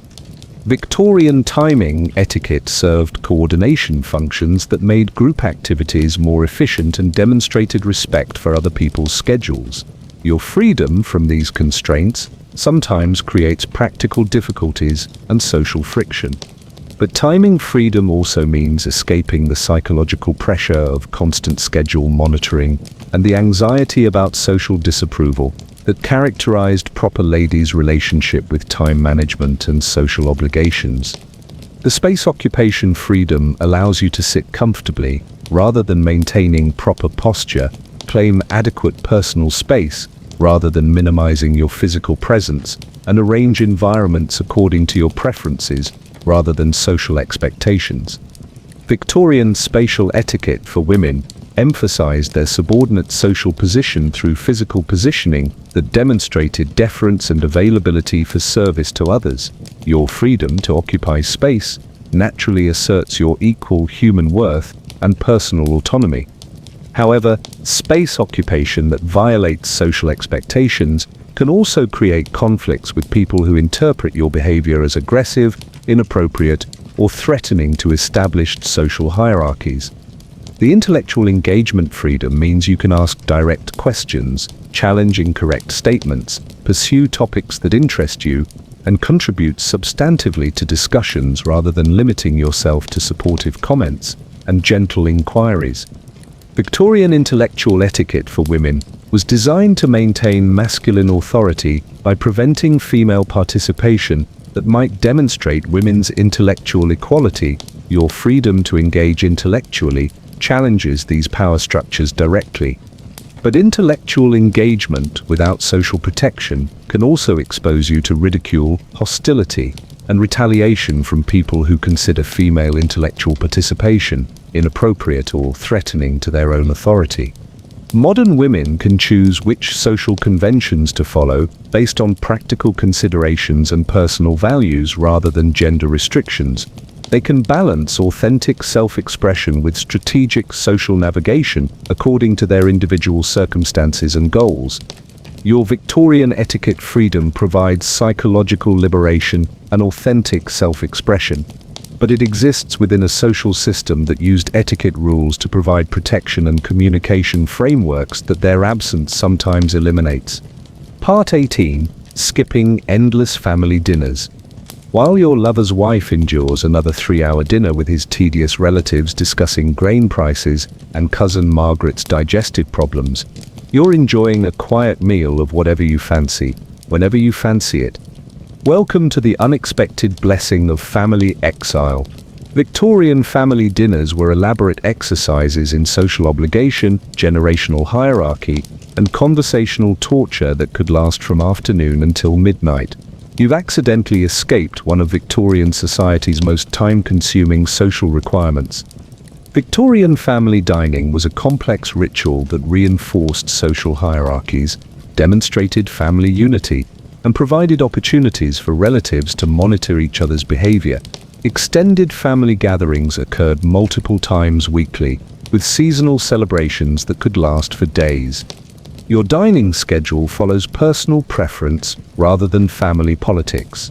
You eat when hungry rather than when socially required. You choose food based on taste rather than what demonstrates proper domestic management. Meals become personal pleasure rather than family performance. But let's examine what you're actually missing. These family gatherings, however tedious, provided wives with social support networks, practical assistance during difficulties, and connections to extended communities that offered security during emergencies. Victorian family dinners served important economic and social functions. Business relationships developed through family connections. Marriage arrangements were negotiated during extended gatherings. Financial assistance was coordinated through family networks. Social advancement happened through family introductions and recommendations. Your exclusion from family networks means missing access to these practical benefits. No family connections to provide business opportunities. No extended relatives to offer assistance during crises. No established social relationships to support your future security. The conversational content of family dinners, while often boring, provided wives with information about community affairs, business developments, and social changes that affected their daily lives. Family gatherings were information exchange networks that kept women connected to broader social developments. Your isolation from family conversations means missing practical knowledge about local economic conditions, social opportunities, and community resources that could benefit your circumstances. The boring conversations contained useful information disguised as social obligation. However, the psychological freedom from family dining obligations provides genuine relief from social performance pressure and interpersonal conflict. Victorian family gatherings often involved competitive display, passive-aggressive communication, and emotional manipulation disguised as social affection. Family dinners required extensive preparation, careful attention to hierarchical seating arrangements, and constant monitoring of conversational topics to avoid family conflicts. The emotional labor involved in managing extended family relationships was genuinely exhausting. Your freedom from these obligations means avoiding the stress of managing multiple family personalities, navigating long-standing feuds, and performing appropriate deference to various relatives who considered themselves entitled to judge your behavior and life choices. The seasonal family celebrations were particularly demanding for Victorian wives, who bore responsibility for organizing elaborate meals, coordinating guest accommodations, and ensuring that celebrations reflected well on family status and domestic competence. Christmas preparations could consume months of planning, cooking, and coordination. Easter gatherings required careful attention to religious propriety and family tradition. Harvest celebrations demanded demonstration of domestic prosperity and appropriate gratitude for family success. Your exclusion from seasonal celebration responsibilities means avoiding the enormous work involved in hosting extended family gatherings, while also missing the sense of purpose and community connection that these celebrations provided to participants. The multi-generational dining situations exposed wives to constant evaluation and criticism from older relatives who considered themselves authorities on proper domestic management, child-rearing techniques, and social behavior. Mother-in-law supervision during family meals provided ongoing assessment of wives' performance in their domestic roles. Elderly relatives offered unsolicited advice about household management, personal appearance, and social conduct that wives were expected to receive gracefully. Your freedom from this familial surveillance means avoiding constant judgment and criticism, but also missing guidance and support that experienced relatives sometimes provided during difficult circumstances. Victorian family dining etiquette was elaborate and strictly enforced, requiring careful attention to proper behavior, appropriate conversation, and respectful interaction with relatives across age and social hierarchies. Mistakes could affect family relationships for years. The pressure to perform appropriate feminine behavior during extended family gatherings was intense. Wives had to demonstrate domestic competence, social grace, religious propriety, and family loyalty simultaneously, while managing their own emotional responses to difficult relatives. Your exclusion from these performance requirements provides psychological relief, but also means missing opportunities to develop social skills, family relationships, and community connections that could serve your long-term interests. The economic aspects of family dining were significant for Victorian wives, who often received financial assistance, gifts, and practical support through family relationships maintained during regular gatherings. Family networks provided economic security that extended beyond individual marriages. Wealthy relatives might provide financial assistance during emergencies, business connections for family advancement, or inheritance opportunities that depended on maintaining good family relationships through consistent social participation. Your exclusion from family economic networks means missing potential sources of financial security and practical assistance that could be crucial if your current arrangements change or end unexpectedly. The childcare support that families provided during gatherings helped wives manage domestic responsibilities while maintaining social relationships. Extended relatives often assisted with child supervision, education, and guidance that reduced individual mothers' burdens. Family gatherings provided children with exposure to different adult perspectives, educational opportunities, and social connections that contributed to their development and future prospects. Extended family involvement supported child welfare in ways that individual parents couldn't provide alone. Your freedom from family obligations also means freedom from these support systems that helped Victorian women manage the practical challenges of domestic life and child-rearing responsibilities. The information networks that operated through family gatherings included practical knowledge about household management, local business opportunities, social developments, and community resources that wives needed for effective domestic management.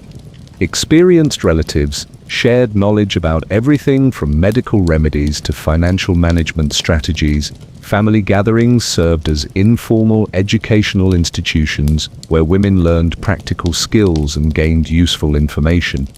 Your isolation from family information networks means missing access to practical knowledge and experience that could improve your daily life and long-term planning capabilities.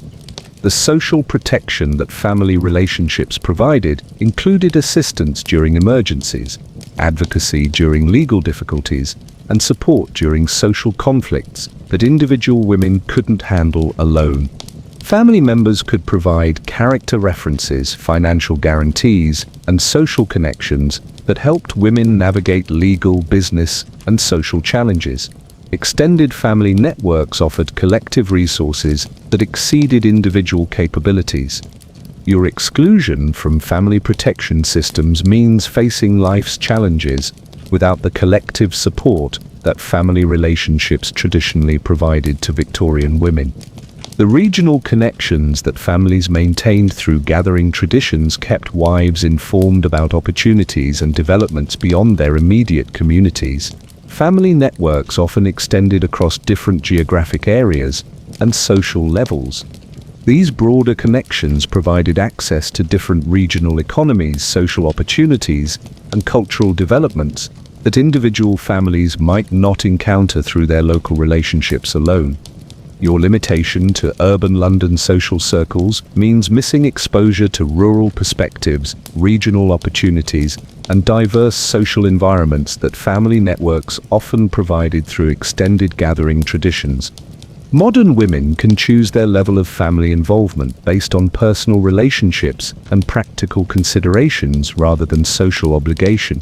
They can maintain beneficial family connections while setting boundaries around problematic relationships. Your Victorian freedom from family dining obligations provides genuine relief from social pressure and interpersonal conflict, but it also eliminates access to practical support, information networks, and social connections that family relationships traditionally provided to women. Part 19. Showing up looking fabulous and mysterious. You arrive at the gallery, opening draped in silk and diamonds, and conversations literally stop. Who is she? Where did she come from? Why does she look like she stepped out of a painting? The mystery is absolutely delicious. Welcome to the Victorian equivalent of being an influencer with a carefully curated aesthetic and zero personal information available online. Your entrance creates the kind of social media moment that would break the internet, except it's 1847 and people just stare instead of taking selfies. Victorian society was obsessed with knowing everyone's background, family connections, and social position. Proper introductions included detailed information about family lineage, geographic origins, and social relationships. Mystery was deeply unsettling to people who organized their entire world around predictable social hierarchies. Your unknown status creates fascinating disruption to social expectations. People can't place you in their mental categories, can't predict your behavior based on family background, and can't determine appropriate treatment based on established social position. You become a walking question mark. But let's examine the reality of maintaining mysterious appeal. The intrigue requires constant performance and careful management of information. One careless comment about your background or circumstances could destroy the entire mystique you've cultivated. The visual impact you create depends on expensive clothing, professional styling, and accessories that cost more than most people earn in years. Your mysterious appearance is actually a carefully constructed and financially expensive performance rather than natural mystique. Victorian fashion created dramatic visual impact through elaborate construction, rich fabrics, and striking silhouettes that transformed women into living art pieces. Your clothing budget allows for the kind of spectacular appearance that proper ladies couldn't achieve or afford.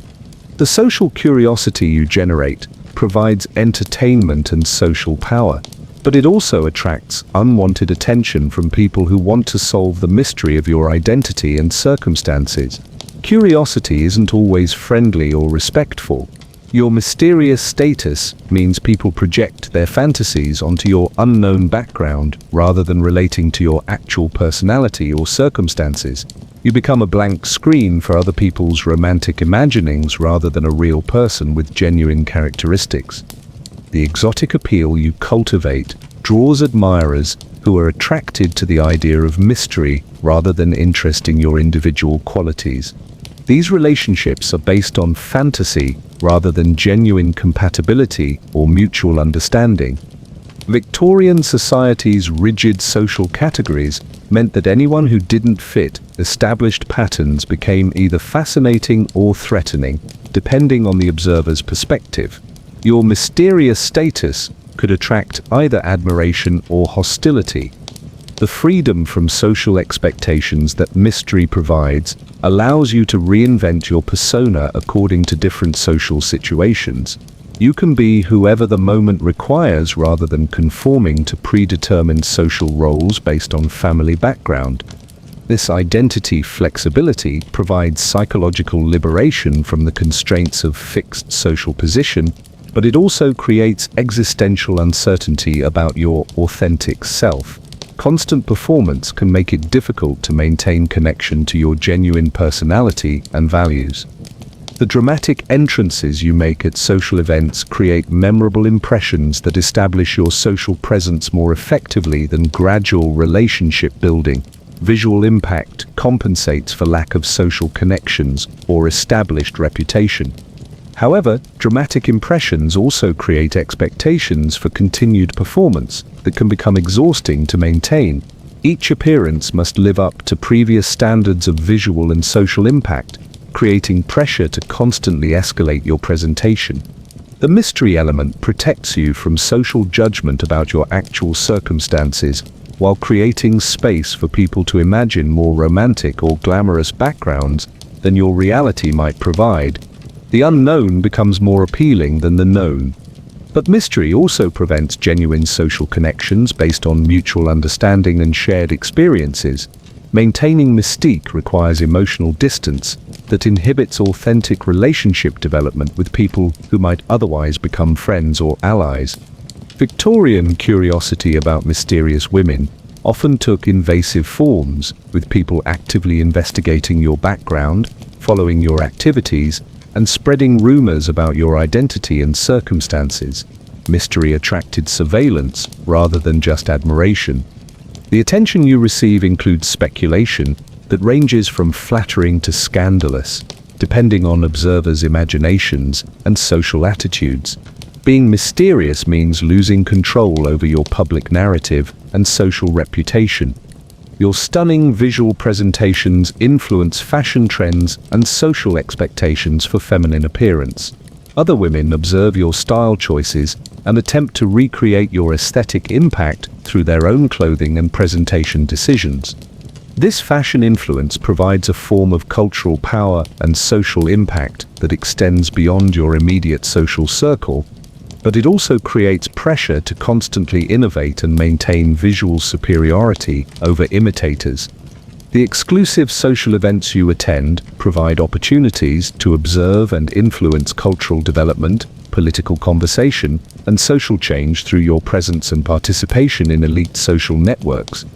Your mysterious status often grants access to exclusive gatherings where established social figures welcome unknown but visually impressive additions to their social collections. You become decoration for other people's social events. However, decorative social participation provides limited opportunities for genuine intellectual engagement or meaningful contribution to the conversations and activities that interest you personally.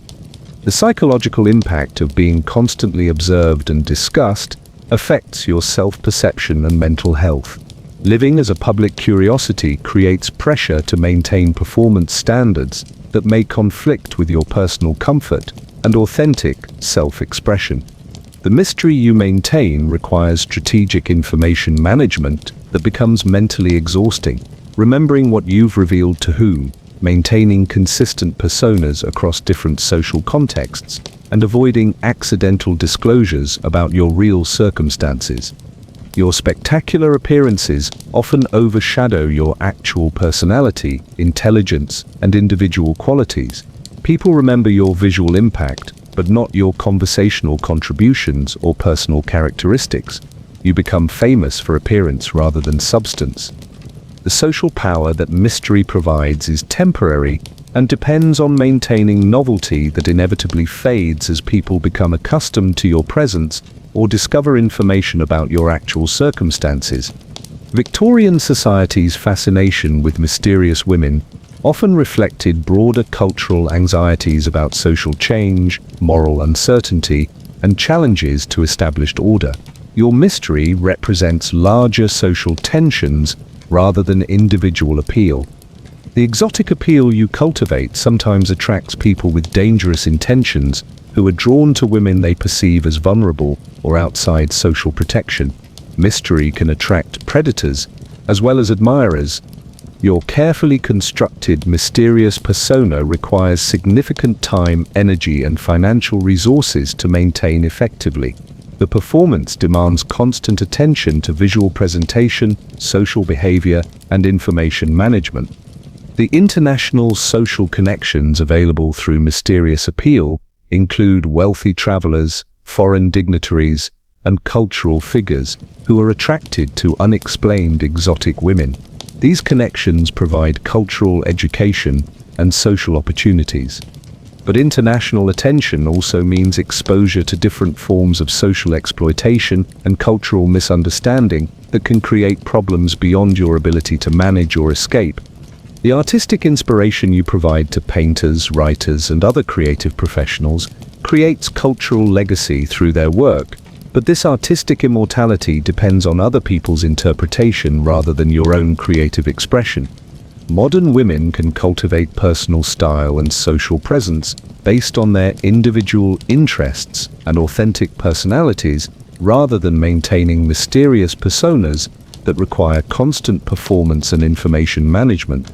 Your Victorian mysterious appeal provides social power and cultural influence, but it exists through performance rather than authenticity, and creates psychological pressure that affects your mental health and genuine social relationships. Part 20. Letters and love notes all the time. Your morning brings 3 different love letters delivered by discreet messengers. One contains poetry that's actually quite good. Another includes a pressed flower from your lover's country estate, and the third promises jewelry that cost more than most people's houses. Welcome to the Victorian equivalent of having your DMs constantly flooded with romantic messages, except these arrive on expensive paper written in actual ink by people who've mastered the lost art of eloquent correspondence. Victorian letter writing was a sophisticated art form that proper society used for all serious communication. Love letters between married couples were rare and usually formal.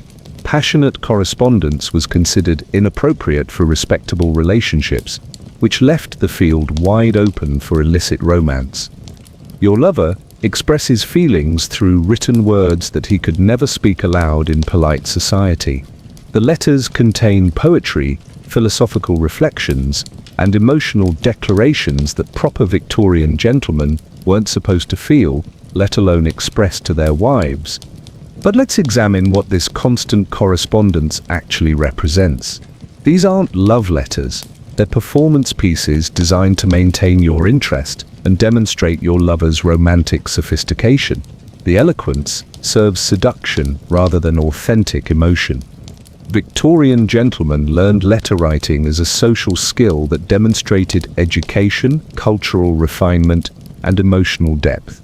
Your lover's beautiful prose reflects his classical education and literary training rather than genuine personal feeling about your individual qualities.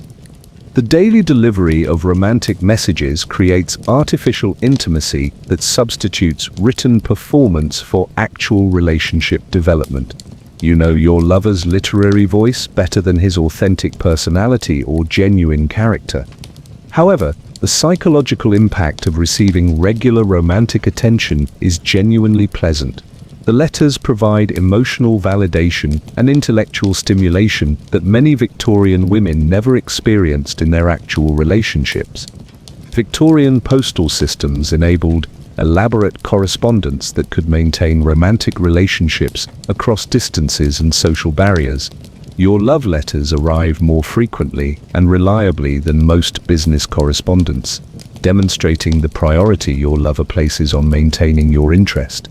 The elaborate romantic vocabulary your lover employs includes classical references, poetic imagery, and philosophical concepts that showcase his cultural education while expressing desire in socially acceptable literary terms. Education becomes seduction technique. But the literary sophistication often obscures rather than reveals authentic emotion.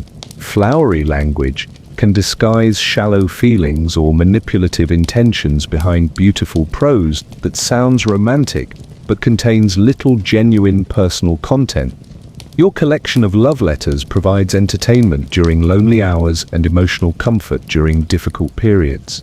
Rereading romantic correspondence helps maintain connection to your relationship when physical separation or social obligations prevent regular meetings. The letters often include practical information disguised as romantic sentiment, meeting arrangements concealed in poetic metaphors, financial arrangements described through literary allusions, and relationship expectations expressed through classical references. Victorian love letters followed established literary conventions that provided templates for romantic expression. Your lover's seemingly personal poetry often adapts standard romantic imagery and emotional themes rather than creating original expressions of individual feeling. The regularity of romantic correspondence creates dependency on external validation rather than internal emotional security. Your mood and self-perception become tied to the frequency and quality of letters you receive rather than your own emotional stability. However, the intellectual content of well-written love letters provides genuine educational value.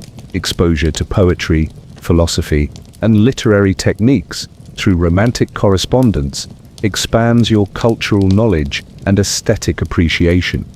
The physical beauty of Victorian correspondence includes expensive paper, elegant handwriting, and sometimes artistic illustrations that make the letters themselves valuable objects, regardless of their emotional content. Your love letters become collectible art pieces. But the elaborate presentation often compensates for emotional superficiality. Beautiful packaging can disguise manipulative content or insincere sentiment behind aesthetic appeal that distracts from the actual message's authenticity. Your lover's letters often reference books, artworks, and cultural events that he wants you to experience, using romantic correspondence as a form of cultural education that shapes your intellectual development according to his preferences. This intellectual guidance provides access to sophisticated cultural knowledge, but also limits your educational development to areas that interest your lover, rather than topics that might serve your independent intellectual growth. The emotional intensity of written romantic expression often exceeds what Victorian gentlemen could express verbally in person. Social restrictions on emotional display made letters the primary outlet for passionate communication. However, the disconnect between written passion and personal behavior often reveals the performative nature of romantic correspondence. Men who write beautiful love letters might be emotionally distant or practically inconsiderate in actual relationships. Victorian love letters sometimes included locks of hair, pressed flowers, or small gifts that created physical connections to romantic sentiment. These tangible tokens provided lasting reminders of affection beyond the temporary pleasure of reading romantic words. The preservation of love letters allowed Victorian women to maintain romantic relationships through memory and repetition, even when the actual relationships ended. Your letter collection becomes a library of past emotional experiences. But emotional dependence on correspondence creates vulnerability to manipulation through the strategic withdrawal or modification of romantic attention. Love letters become tools for relationship control rather than expressions of genuine affection. The secrecy required for illicit correspondence adds excitement and emotional intensity to the letter-writing process. The hidden nature of romantic communication makes ordinary expressions seem more passionate and meaningful. However, secret correspondence also creates anxiety about discovery and practical problems about secure delivery and storage. Love letters provide evidence of illicit relationships that could be used for blackmail or social exposure. Your romantic correspondence often includes promises about future arrangements, gifts, travel plans, and relationship developments that may or may not materialize. Written commitments can be easily abandoned without legal or social consequences. The gap between romantic promises and actual behavior reveals how letter writing serves fantasy rather than reality. Beautiful words about future happiness substitute for practical planning or genuine commitment to relationship stability. Victorian letter writing etiquette included specific conventions about paper quality, ink color, handwriting style, and envelope addressing that communicated social status and relationship formality. Your love letters follow secret protocols that differ from respectable correspondence. The alternative etiquette of illicit correspondence created private communication systems that existed outside conventional social supervision while maintaining some of the aesthetic sophistication that characterized proper letter writing. However, the elaborate conventions of romantic correspondence could become more important than the actual emotional content, turning love letters into aesthetic performances rather than authentic communication. Your correspondence with multiple admirers creates opportunities for comparison shopping among romantic options while maintaining several relationships simultaneously through written communication rather than exclusive personal commitment. The ability to maintain multiple romantic correspondences provides emotional security and practical options that exclusive relationships wouldn't offer, but it also creates complications about managing different personas and avoiding conflicting commitments. Victorian postal services enabled international romantic correspondence that connected you to cultural figures, wealthy travelers, and exotic personalities beyond your immediate social circle. Love letters crossed geographic and cultural boundaries. International romantic correspondence provided education about different cultural approaches to love, sexuality, and relationships, while creating possibilities for escape from local social restrictions through foreign connections. But international correspondence also created opportunities for fraud, misrepresentation, and cultural misunderstanding that could lead to dangerous or disappointing romantic entanglements with people whose actual circumstances differed dramatically from their written personas. Modern women can maintain romantic correspondence through various communication technologies that provide immediate connection without the elaborate artifice and potential dangers of Victorian letter-writing culture. Your Victorian romantic correspondence provides intellectual stimulation and emotional validation, but it operates more as entertainment and seduction technique than authentic relationship communication, creating emotional dependency on performative rather than genuine romantic attention. The reality check. You wake up in your silk-draped bedroom, surrounded by expensive gifts and love letters, wearing a nightgown that costs more than most people's yearly wages. The champagne from last night's private party still sparkles in crystal glasses. Your exotic pet monkey is stealing jewelry again. For a moment, it all seems rather brilliant. Then you remember that absolutely none of it actually belongs to you. This is the ultimate reality of being a Victorian mistress. Yes, you avoided the crushing domestic obligations that suffocated proper wives. Yes, you experienced freedoms that respectable women could only dream about. Yes, you lived like a celebrity with unlimited shopping budgets and VIP access to everything fashionable. But every single advantage came with a price tag attached to someone else's continued approval of your existence. Your smoking and drinking privileges existed because you'd already lost your reputation. Your scandalous jewelry was on loan, as long as you kept one man happy. Your artistic immortality depended on other people's interpretation of your life. Your spy thriller romance required constant performance and paranoid secrecy. The absence of boring in-laws meant the absence of any family support system. Your shower of expensive gifts represented payments for services rather than expressions of love. Your flexible schedule served your lover's convenience more than your genuine autonomy. Your own apartment came with invisible strings attached to someone else's financial control. Your VIP cultural access was granted because you were decorative arm candy, not because anyone valued your intellectual contributions. Your exotic pets were possible because normal social rules no longer applied to someone already considered socially dead. Your celebrity lifestyle required constant performance that exhausted your authentic personality. Your network of fellow mistresses provided support among the equally desperate rather than genuine friendship based on mutual affection. Your luxury travel happened at someone else's convenience to destinations chosen for his pleasure rather than your interests. Your reproductive freedom existed partly because pregnancy would interfere with your primary job function. Your secret political influence operated entirely through male intermediaries who could withdraw access at any moment. Your social life freedom existed only within marginalized communities that offered limited practical support. Your etiquette rebellion was possible because you'd already lost everything. These rules were designed to protect. Your escape from family dinners meant escape from family security networks that helped women survive social and economic crises. Your mysterious appeal required constant performance that prevented authentic self-expression and genuine social connections. Your romantic correspondence provided entertainment rather than actual relationship security.